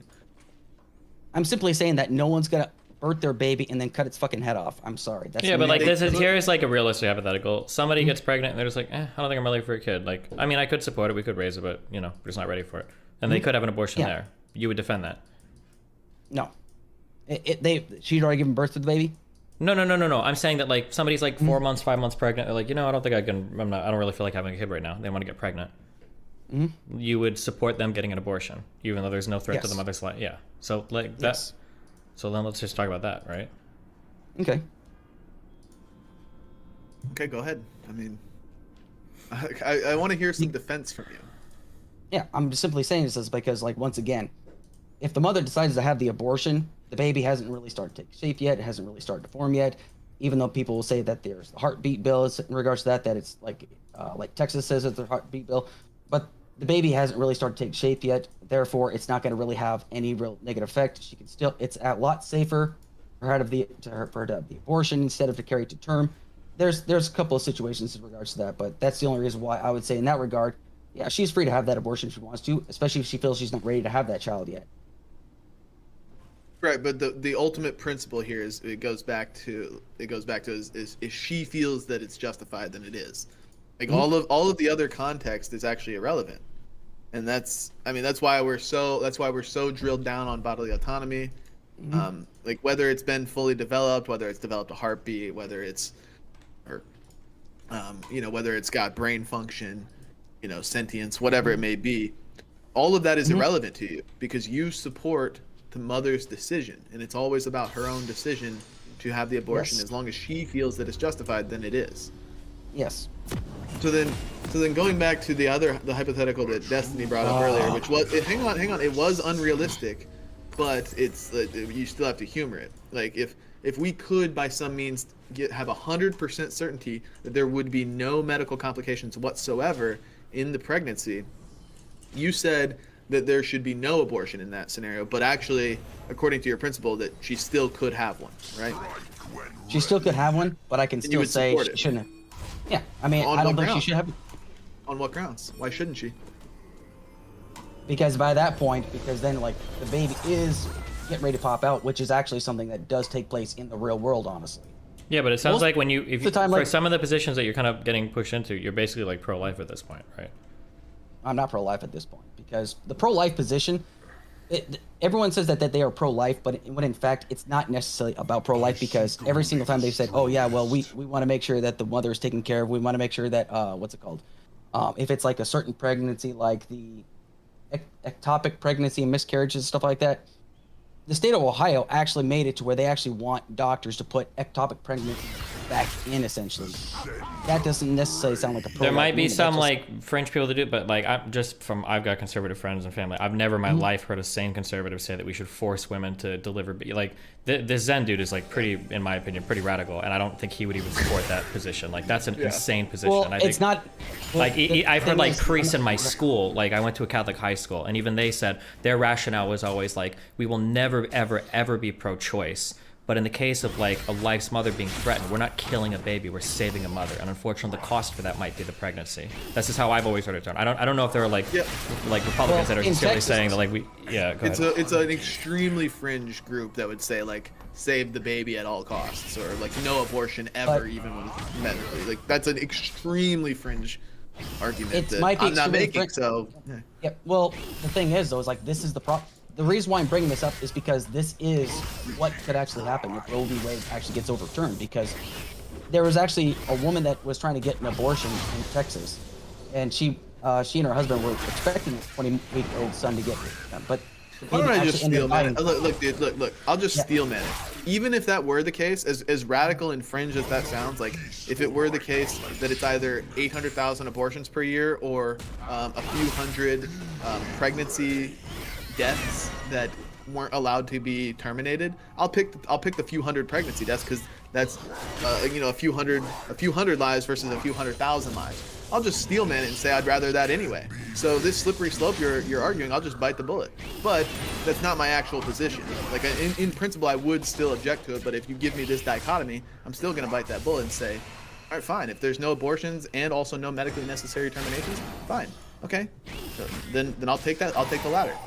But the point I want to get at here is like you're constantly like flip-flopping. You're not willing to actually go to the end of your position when it comes to like if you truly support absolute bodily autonomy for mothers and for I guess for everybody, then but then you say that it doesn't begin until it's traveled through the birth canal and the umbilical cord's been cut, then that would mean that abortion is justified at any point for any reason, even with 100% certainty that there are no medical complications and there will not be, up until the moment that the birth canal is, or the umbilical cord is cut all the way. You have to be willing to bite that.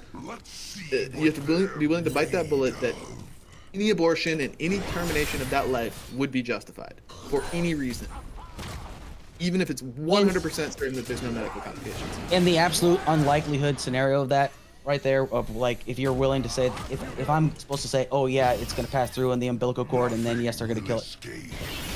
I'm not gonna support that honestly, just because by that point it's passed through the umbilical cord, and honestly, it's still a ridiculous scenario. Honestly. Yeah, but you've got no principle. You've got no principle to defend that on. But anyway, why is it that now after we cut the umbilical cord that it now has bodily autonomy? Why? Why after you cut the umbilical cord, it now has bodily autonomy? Where it didn't prior. Yeah. It's its own individual baby by that point. Why? And then that way they can. What do you mean why? Why does that make it its own? Okay, so we have like it's cut from the mother. Anyway. The fact of the matter is, like, we're trying to debate is when does it become a separate entity? So we can't say that now it's a separate entity. We have to say why it's a separate entity, because that's like the whole, like, why. That's the whole. That's literally the subject of the debate, right? Yeah. If you both agreed on when it was a separate entity, then we would agree. Well, the thing is, like, I'm sorry, what was it? Can you say that one more time? If you both agree that like now this is when it counts as a, then you would both agree on everything, right? But clearly we don't, so that's like kind of the subject of the debate, right? Right. I'm arguing that it's its own individual person at conception. I guess you're arguing that it's its own individual person at cutting of the birth or the umbilical cord. And I'm happy to defend why conception is what I value, but you haven't been willing to defend, or that's why I'm asking you right now. Why does cutting the umbilical cord grant somebody their own personhood, their own bodily autonomy, where they didn't have it prior? Because now they're officially out of the mother's womb, and then once they're cut from the bodily autonomy, they're essentially severed from their mother. Yes. Okay, I mean that's just repeating the claim. Like the premise is cutting the umbilical cord is what grants somebody bodily autonomy. Why? Well, because we cut the umbilical cord. It's just begging the question. Like why is it that that's what grants you your bodily autonomy? What were you like?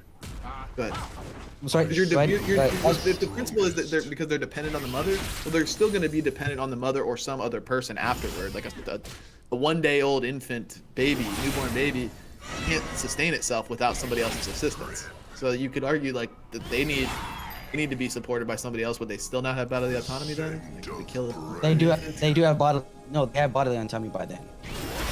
Why? What do you mean why? Why did they get it at that point? Why did they get it on their 1-day-old outside the womb, but they didn't have it prior? That's what I want to know.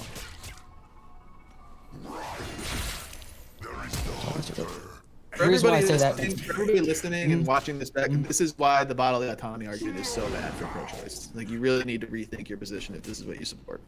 This is where it leads you. It leads you to either massive contradictions or just absurd conclusions. So, if that's what you think. No, go ahead. I'm You've already, grandstanding right now. You're not No, giving no. a coherent argument. I've given a coherent. Okay, if you don't like the argument, that's just stupid. Okay. Anyway, if you want to move on to something else, we can. Well, I mean, Because all I we're gonna don't- do is just listen. All we're gonna do is just talk in circles, and you're just gonna want to continue to talk about definitions and principles. we're not. So we We're might as not well- in a circular. Well, this isn't circular. We are in a We're actually circle at a because sticking you've point. asked me this question 3 fucking times, sir. I'm sorry. We're at a it's- sticking point right now. Actually, it's not a circuit. It's not circular. It's a sticking It's point been very where circular. you have drawn your line. You say bodily autonomy is granted for a human being once it has traveled through the birth canal and the umbilical cord has been cut. And I'm asking you, why is that the point that you get bodily autonomy? Where you DG did not have it pro-choice prior? easy. Simply put, because like once it's passed through the birth canal, once the umbilical cord has been cut, yes, it's going to need to rely on the mother, but by that point, it's already its own individual. It's its own person, individual, gets social security card, the whole 9 yards. That's I'm not Okay, saying so- like so- social security. I'm not saying Okay, necessarily. yeah, you don't wanna I'm do just saying that. that's You the don't wanna do process. that I'm saying that's just it's just like how the process goes. So Okay. Let me ask you this: if a woman, let's say a woman is pregnant, Here we go. and Okay. she's 8 months into the pregnancy, and a criminal comes along and shoots her in the stomach. She does not die. She's injured. She does not die, but the fetus, the human inside of her, does die. Is that murder? yeah, That is murder. yes. Wait, how? It could be Yeah, how is it that could be murder if it's not it could be murder? declared as murder. Well, first off, if somebody gets shot in the belly, that's not a medical procedure, is it? Well, but like, what are we murdering? Murdering usually refers to the unjust taking of a life, right? Killing of a person, right? Because we're gonna go on the assumption that the mother wanted life, correct? Is that the difference of whether you are counted as a life or not? Is if somebody wants you to be counted as a life? Sure, I can take that. Well, but What are you gonna use it on though? okay. It's a slippery slope because Well, I mean, I don't think we agree with this because, like, what if you say, I don't think my 1-year-old is alive? Listen, I've got a son, Yeah. and there are times where I wanted to kill him as a 2-year-old. So I don't know if that should necessarily be a legal thing or a morally acceptable thing, okay? Like, because basically what you're proposing here, Alex, is that the value of a life or the existence of a life and the legal proceedings that would follow from that is entirely subjective in terms of, like, is this murder or is this not? And yeah, it would follow that, like, if I have a 1-year-old or if there's just a random guy on the street and I decide I wanted to kill him, well, as long as I don't acknowledge that as a life, it's not murder. Or if I don't acknowledge that as a person, it's not murder. Because it's entirely arbitrary. It's You can't solely murder me based though. You can't murder. Huh? Maybe I misunderstood what Destiny was asking. Maybe I just kind of misunderstood. So could you like re-ask the question again? I have been GameStop Well, since so 2004. what we're trying to and do right now is we're trying to figure out, like really this is what all the abortion debate is about. Is like, when does the fetus become, like, a person that has rights that are granted to it? So there are multiple points, but many pro-lifers will say at the moment of conception, this has become a person that is endowed with some sort of, like, moral consideration, such that if you want to kill it, you have to have a really good reason to. And generally, that only reason is that it's a threat to the mother's life. Now, if you want to take the pro-choice side, you have to do one of two things. You either, one, this is a very difficult argument. It's kind of the one that you're trying to take. You have to say, yeah, sure, it's a life, but we can kill it anyway because of reasons that don't involve the life of the mother, which is a really hard argument to make. You could make it, but you have to be almost sociopathic to get there. And the second one, the more common route, is usually saying, well, I don't actually consider this a life worth protecting until some other point in time. Some people will say consciousness / sentience, or other points of time. Implantation is one I've heard, to get some birth control excuse, but we have to pick, like, one path here. If you're going to argue just autonomy, then you've almost granted that the fetus is a person that probably should have rights, but the autonomy of the mother, for some reason, her convenience outweighs the right to the life of the child. So that's we're just trying to figure out, like, where, like, what do you define a fetus? Like, when is a fetus somebody that's worthy of moral consideration to you? That's what we're trying to figure out, or what Zen is trying to figure out, so they can attack. Okay, that makes so. So in this argument, just for the sake of debating, I would definitely say that, like, once the baby does leave the birth canal, I would say that I wouldn't say it's.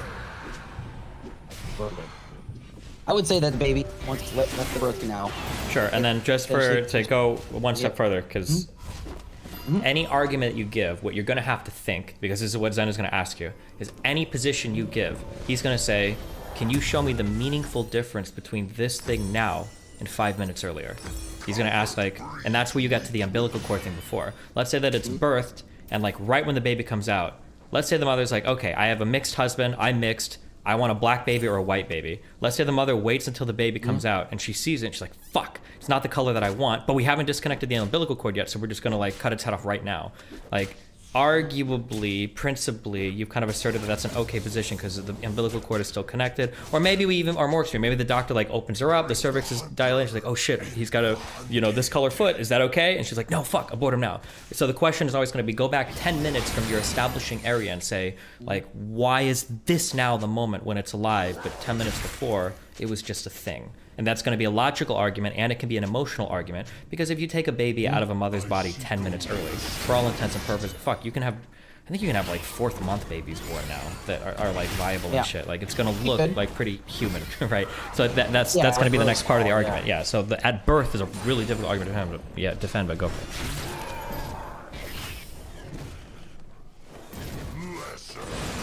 it. You could definitely say it's probably. Well, thank you. I appreciate that. I was about to say something, but anyway, like in this regard, like for example, why is it like more important if the baby, like before the baby travels through, why is it that she's able to kill it? Well, first off, I wouldn't say that she's actually going to. I have yet to hear of a situation where that actually takes place.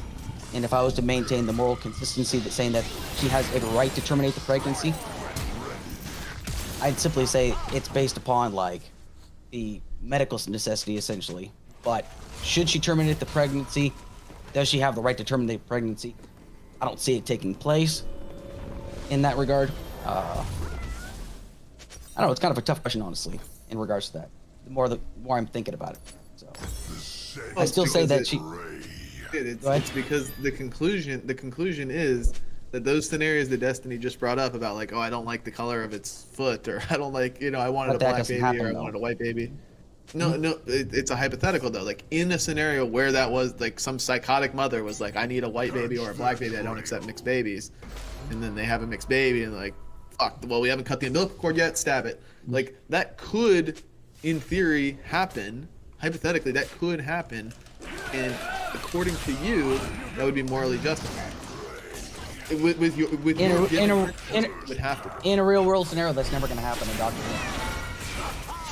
Well, I mean, let's just say the mother wanted to do it. Let's say the mother, because the doctor is just a, like a I don't think a doctor is actually going to allow something like that to exist. But it doesn't. Okay, well, hang on. Now you're infringing upon the mother's bodily autonomy. Why does the doctor get to do that? Because like once the baby leaves the birth canal, then once it has the bodily autonomy, the baby could then be at risk if she tries to attack it. The umbilical cord hasn't been cut yet. It hasn't acquired bodily autonomy yet. That's the point here, dude. Okay. So you understand, like, you would have to support this in your worldview. Okay. All right. Okay. And then that's why I'm asking you, why is it that, okay, now we've cut the umbilical cord, and 5 minutes have passed. This baby has bodily autonomy, and doing the exact same action to it 5 minutes earlier would have been justified, but now it is not. So what is the significance here in terms of cutting the birth canal? Birth canal or the birth? Or cutting the umbilical cord. Sorry, I don't know why I keep messing. It's okay. Yeah, it happens. It happens. No, it's okay. It happens. Well, like I said, the only reason why I say once again, and it's something we've already pretty much agreed upon, because like at any given point, I just look at it as a medical scenario. But in the principle of the matter of if she can just do it at any time, like for example, like should she be like we're saying 5 minutes before birth, should she be allowed to have an abortion? I don't think it's ever going to take place, honestly, because of like you can't keep dodging. That answer is a dodge. That's a dodge. It's not a dodge. It's a realistic scenario. It is a dodge. Very real. Just because you don't like the answer because it's based on the medical fact. Well, so I think that answer is an okay answer, but it just depends on the debate that we're having. So if we were to have a debate on what are the probable outcomes of any given law, then I think that we can say like, well, this probably won't happen that much of this. But right now we're having a debate on the principles of when we ought to be allowed to abort somebody. So in a principled argument, we should be able to accept every scenario downstream from whatever moral assertion we make. If we want to carve out exceptions, then we can carve out exceptions. That's fine. But we have to account for it somehow, rather than just saying that probably won't happen. Because chances are, this is a country with 330 million people. If it can happen legally, it probably will happen at some point. It might be rare, but it'll happen.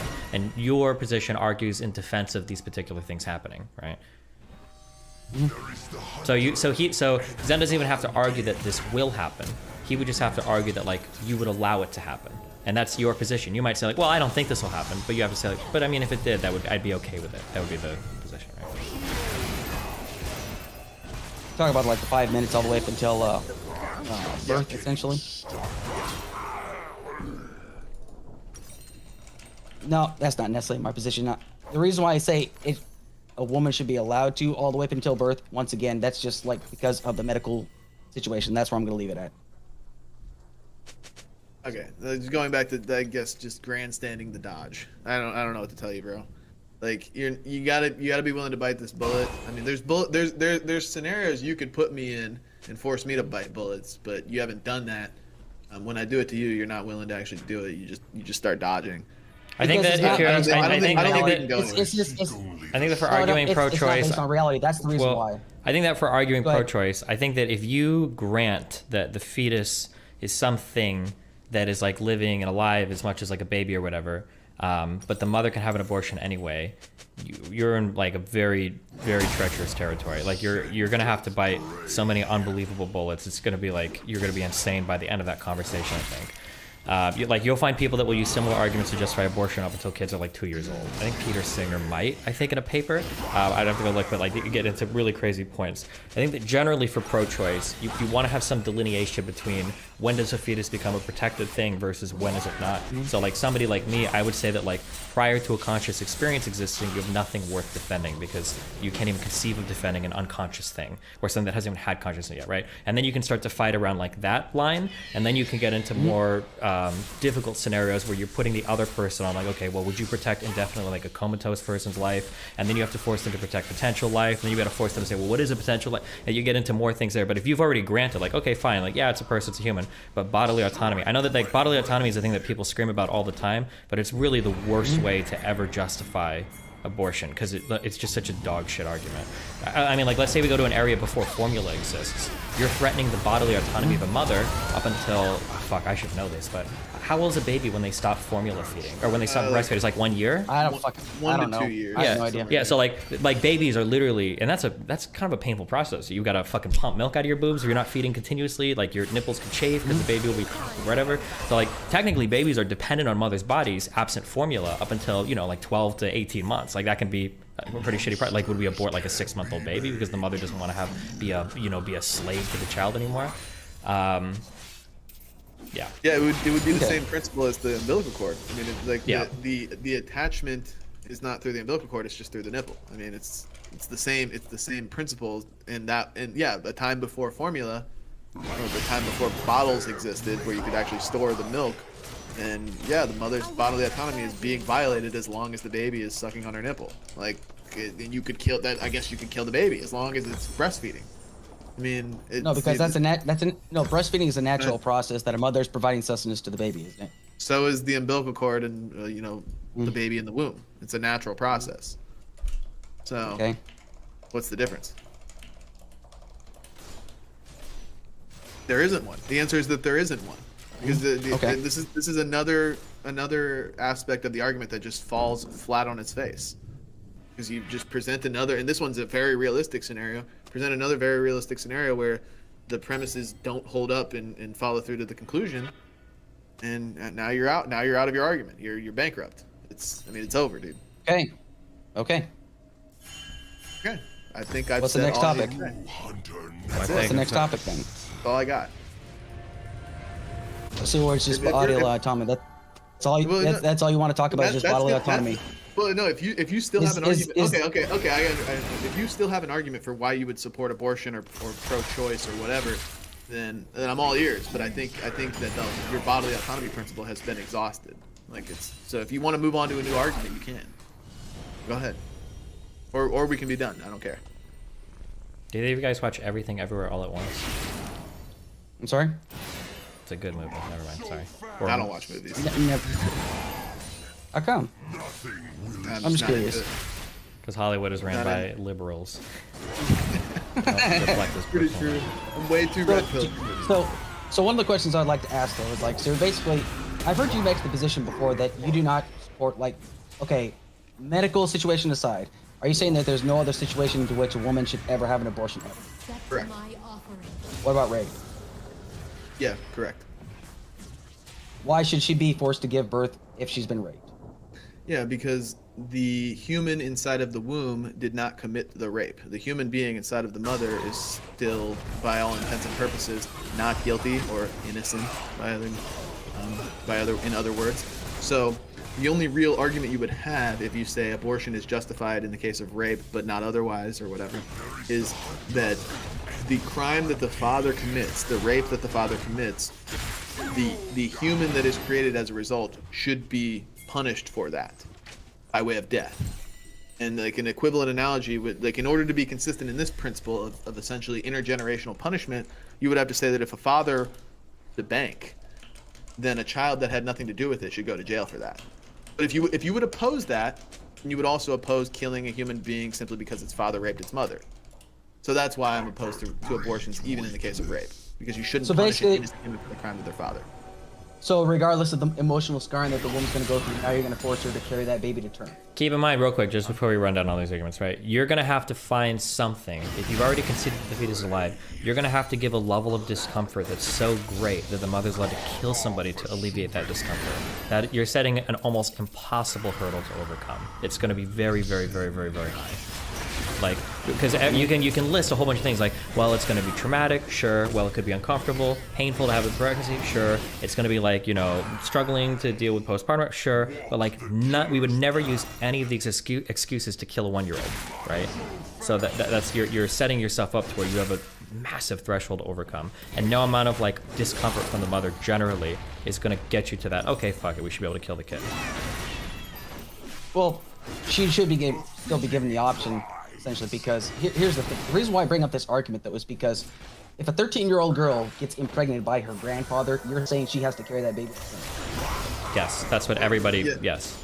A pro-lifer is going to. Why? If you want to give them the most Why? uncomfortable thing, even if like a 13-year-old person was raped by their 62-year-old grandfather, like a pro-lifer would say, yeah, they have to carry it to term. Why? They would say it's horrible. Hey, don't Yeah. well, don't tell me it's because like the child is not guilty of the innocent.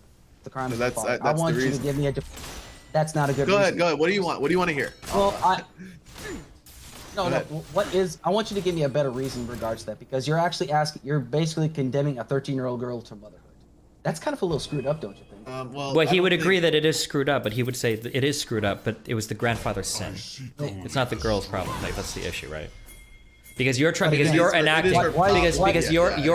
a crime, or not? You're not enacting a crime. You're enacting a punishment for the behavior of the impregnator on the child. Now, if like the thing is that in Zen's world, he would actually agree with everything he's saying. There should be a murder punishment potentially for that rape, but it wouldn't be for the child; it'd be for the rapist. That might but the responsibility is being shifted though, depending on who's. I guess which side of the argument you're addressing, right? That's the issue. Yeah, let me ask you this, Alex. Do you support the death penalty for rape? Like for somebody to rape, if I raped a girl, should I get the death penalty?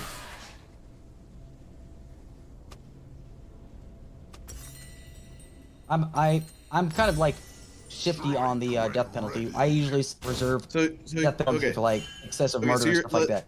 Okay, so you're unsure of whether the death penalty is justified for the rapist, but you're certain that the death penalty is justified for the rapist's offspring that had nothing to do with the rape itself, right? Again, I don't consider the death penalty for the fetus inside the. Again, the reason why I'm bringing up this argument though. Well, that's what it would be. That's what an abortion would be. Is that if you rape somebody, and a human being is created, human is now to be put to death for your actions. So you support essentially the death penalty for an innocent human that is the byproduct of rape, but not for the rapist itself. And you're perfectly content with a 13-year-old girl being raped and being forced to carry a child to term. Not perfectly content. Just to make sure you are content with it, because you're willing to die on the hill that a 13-year-old girl being raped by their grandfather. No, I'm Well, not please okay be with that. clear. I'm not okay with. It sounds like you are, though. Hang on, It listen. sounds dude, like you are. Okay, you want me to explain? It sounds like. Go ahead. Okay, Go so ahead. Explain away. I'm not okay with grandfathers raping their granddaughters or anybody raping anybody for that matter. That's awful, and that's a crime that should arguably be punished by way of death. It would be very situational, but arguably, there's an argument for why rapists should be put to death, or at the very least, put in prison for a long time, if not life. Long time, I agree. So rape is awful. Don't need to really elaborate on that. Rape bad. Everybody agrees. But if a human is created as a result, that doesn't mean we ought to kill them. We should, in fact, I would actually argue that a human that is created as a product of rape should not be killed. They should be given an opportunity to be a better man than their father was, who raped their mother. Right? Would you be willing to tell that to a rape victim? Yes. Here, we can think of another example. Let's say that you have let's say that you've got a poor family. Okay, mother and dad are taxed 100%. They don't have time for anything. Let's say that horrible parents show up at the doorstep and they drop off a 2-month-old child. They drop it off on the doorstep. They knock on the door, and the 13-year-old answers, and they say, "Hey, this is our 1-month-old child. You have to take care of this kid." Do you think that the 13-year-old? Now, the 13-year-old has two options. The 13-year-old can say, "This is really fucked up. You've dealt me a horrible fucking hand. Now I have to take this kid in, and I've got to raise it. Like, fuck me." Or the 13-year-old can say, "Fuck this," and then step on the kid's head and throw it in the trash can. Do you think that the 13-year-old should be able to just squish the kid, throw it in the trash can, and then move on? Or do you think that even though it's a horrible situation, which somebody else has put her in, it would still be morally wrong to just squash the baby's head and throw it in the trash can? For a 1-month-old, yes, absolutely. But we're not talking about. But then the question is, so now I'm going to throw all the same moral condemnation your way. I'm going to say you would force a 12-year-old to raise a 1-month-old child. She's trying to go to school. You're telling her that her parents can't help. She's got to go through all the financial difficulties. Why doesn't she have the option to squish the head and just toss it in the trash can? It's not her fault that the other people dropped the baby off at the house. Well, of course, then I would ask the question: why can't those people take care of the family? I mean, why are they dropping? Why are they picking this 12-year-old girl? I mean, that's well, but they already did. That's the thing. But why did the grandpa rape the girl? Right? That the crime's already been committed. That's the issue. I don't really consider the situations the same, honestly. They're totally analogous. Here's the analogy. So basically, somebody is forced a horrible situation on the 12-year-old, but now the 12-year-old now it's like, well, what do we do? Who do we punish? Well, we kill the kid because the 12-year-old is highly, highly, highly inconvenienced, which I agree she is, and it's horrible. But like, where does the punishment lie, right? But the only reason I have a problem with that is because, like, for example, like, we're talking about a 13-year-old that's been raped by her grandfather. She's now being told she has to carry that baby to term. How can we actually justify something like that and tell her, yes, you have to carry that baby to term, when she already has enough trauma to deal with in regards to this? She also has to go to counseling. She has to go to get treatment. Now she has to be forced to carry a baby to term, a constant reminder of everything that she's ever gone through. So like, in order to avoid all this issue, we just kill a kid. In that case, absolutely.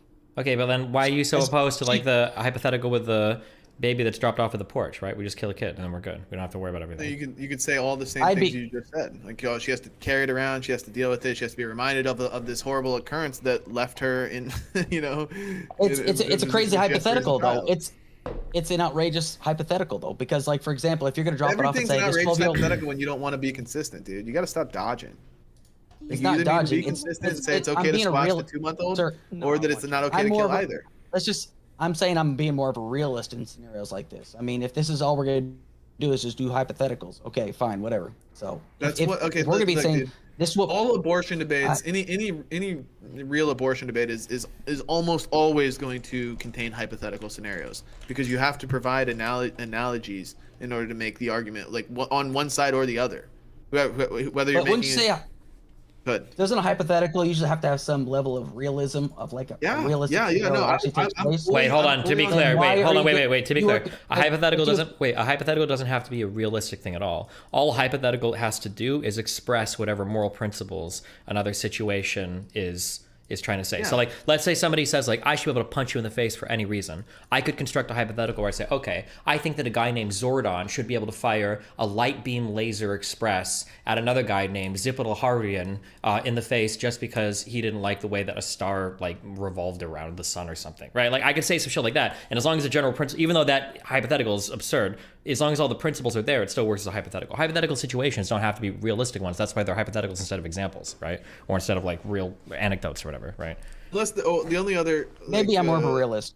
I would also put the condition that it needs to be like logically possible or logically. Well, sure, but as long as the moral principles are consistent, it ought to be logically possible, right? No, yeah, I agree with that. We're not talking about like, should somebody be able to have an abortion like in the future? Should I be able to like preemptively have an abortion because I can read the future? Right? We don't know any, like, that's not what's being discussed. Everything that's being discussed, I think, is pretty reasonable. Like, there have been people that have left babies on doorsteps. That's not an unknown thing or unheard thing. It happens with cats and dogs. It happens with babies sometimes. People get raped. That happens. People have third trimester abortions. It does happen in some places in the U.S. as much as some people don't like it. And people have abortions because of convenience, right? And that happens as well, right? Yeah, but 91% of those abortions out of convenience take place in the first trimester. That doesn't matter though, because you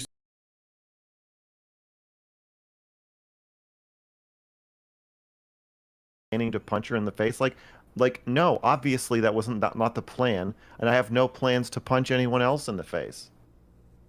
Okay, I think the issue point of the I'm video having. is like, Yeah, I got you. But when a grown up says, "Hey, I have the potential of snapping," and these we all are have the habits. potential of snapping. I've never snapped and hit anyone in the face, and I've gotten pretty fucking close. Like, I'm pretty angry. Like, I have a You relationship with snapped my and anger. said you were going to put me in a commencation camp. Hold on. Wait. Okay, wait. Let me commensurate. Let me make your two views. Okay. Let me make your two views. Okay. I can talk from personal experience. Okay. So I was one of the very first people on Twitch. Okay. Pioneer. I was one of the very first people on Twitch to get banned for hate speech because I called somebody the F word in a League of Legends game. Okay. I snapped. I got mad. Called him a bad word. Okay. But at the time, Twitch didn't ban people for that. That was never a ban-worthy thing. That was something they changed just for me. And then they started banning more people afterwards for that type of thing. There are times when I snap, but even when I snap, there are boundaries around that behavior that I will never cross. I don't think I will ever hit a partner. That's just, unless we're talking snapped to the next dimension. Like Melina is like, you know, trying to beat the shit out of my son in front of me, then maybe I will, right? But like generally, short of like anything unfathomable. I think Melina's a lot more likely to hit you than the other way around. Yeah, of course. Based on obviously. your but like, yeah, sure. But I'm just saying that like, styles. if I was a different type of person where I thought I'm more likely to hit Shaylin than she is likely to hit. Sure. But I'm saying that like, even in our snapped mode, we have like different levels of like how we feel we ought to restrict our behavior, what we think is, even in our snapped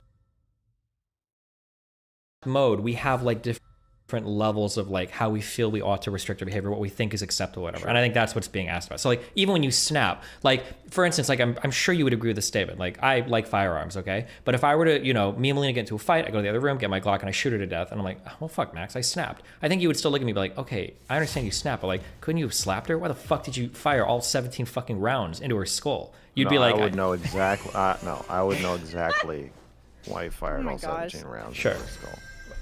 But I'm saying I think that's like the difference. Like, is there a boundary around like the snap behavior, or does snap in Max's mind? Because now the branching paths are, if you answer yes, I can do anything once I snap, then in Brittany's world, she's thinking like, okay, well, your underlying value system then is essentially worthless, because why would I care about a value that you have that will instantaneously be broken if you're emotionally compromised? That's not a value at all. Then it means nothing at that point. Right. Like, I'm borderline, but when I'm triggered, I am obligated, even when triggered, to maintain my values as a way to not harm the people around me. So I have my steps, I isolate. So again, are you asking me if I think I'm obligated to not punch my girlfriend in the face? I'm asking you if you're well enough to restrain violent action against your partner. How can I be the one to judge that? Wouldn't you just look at my behavior to establish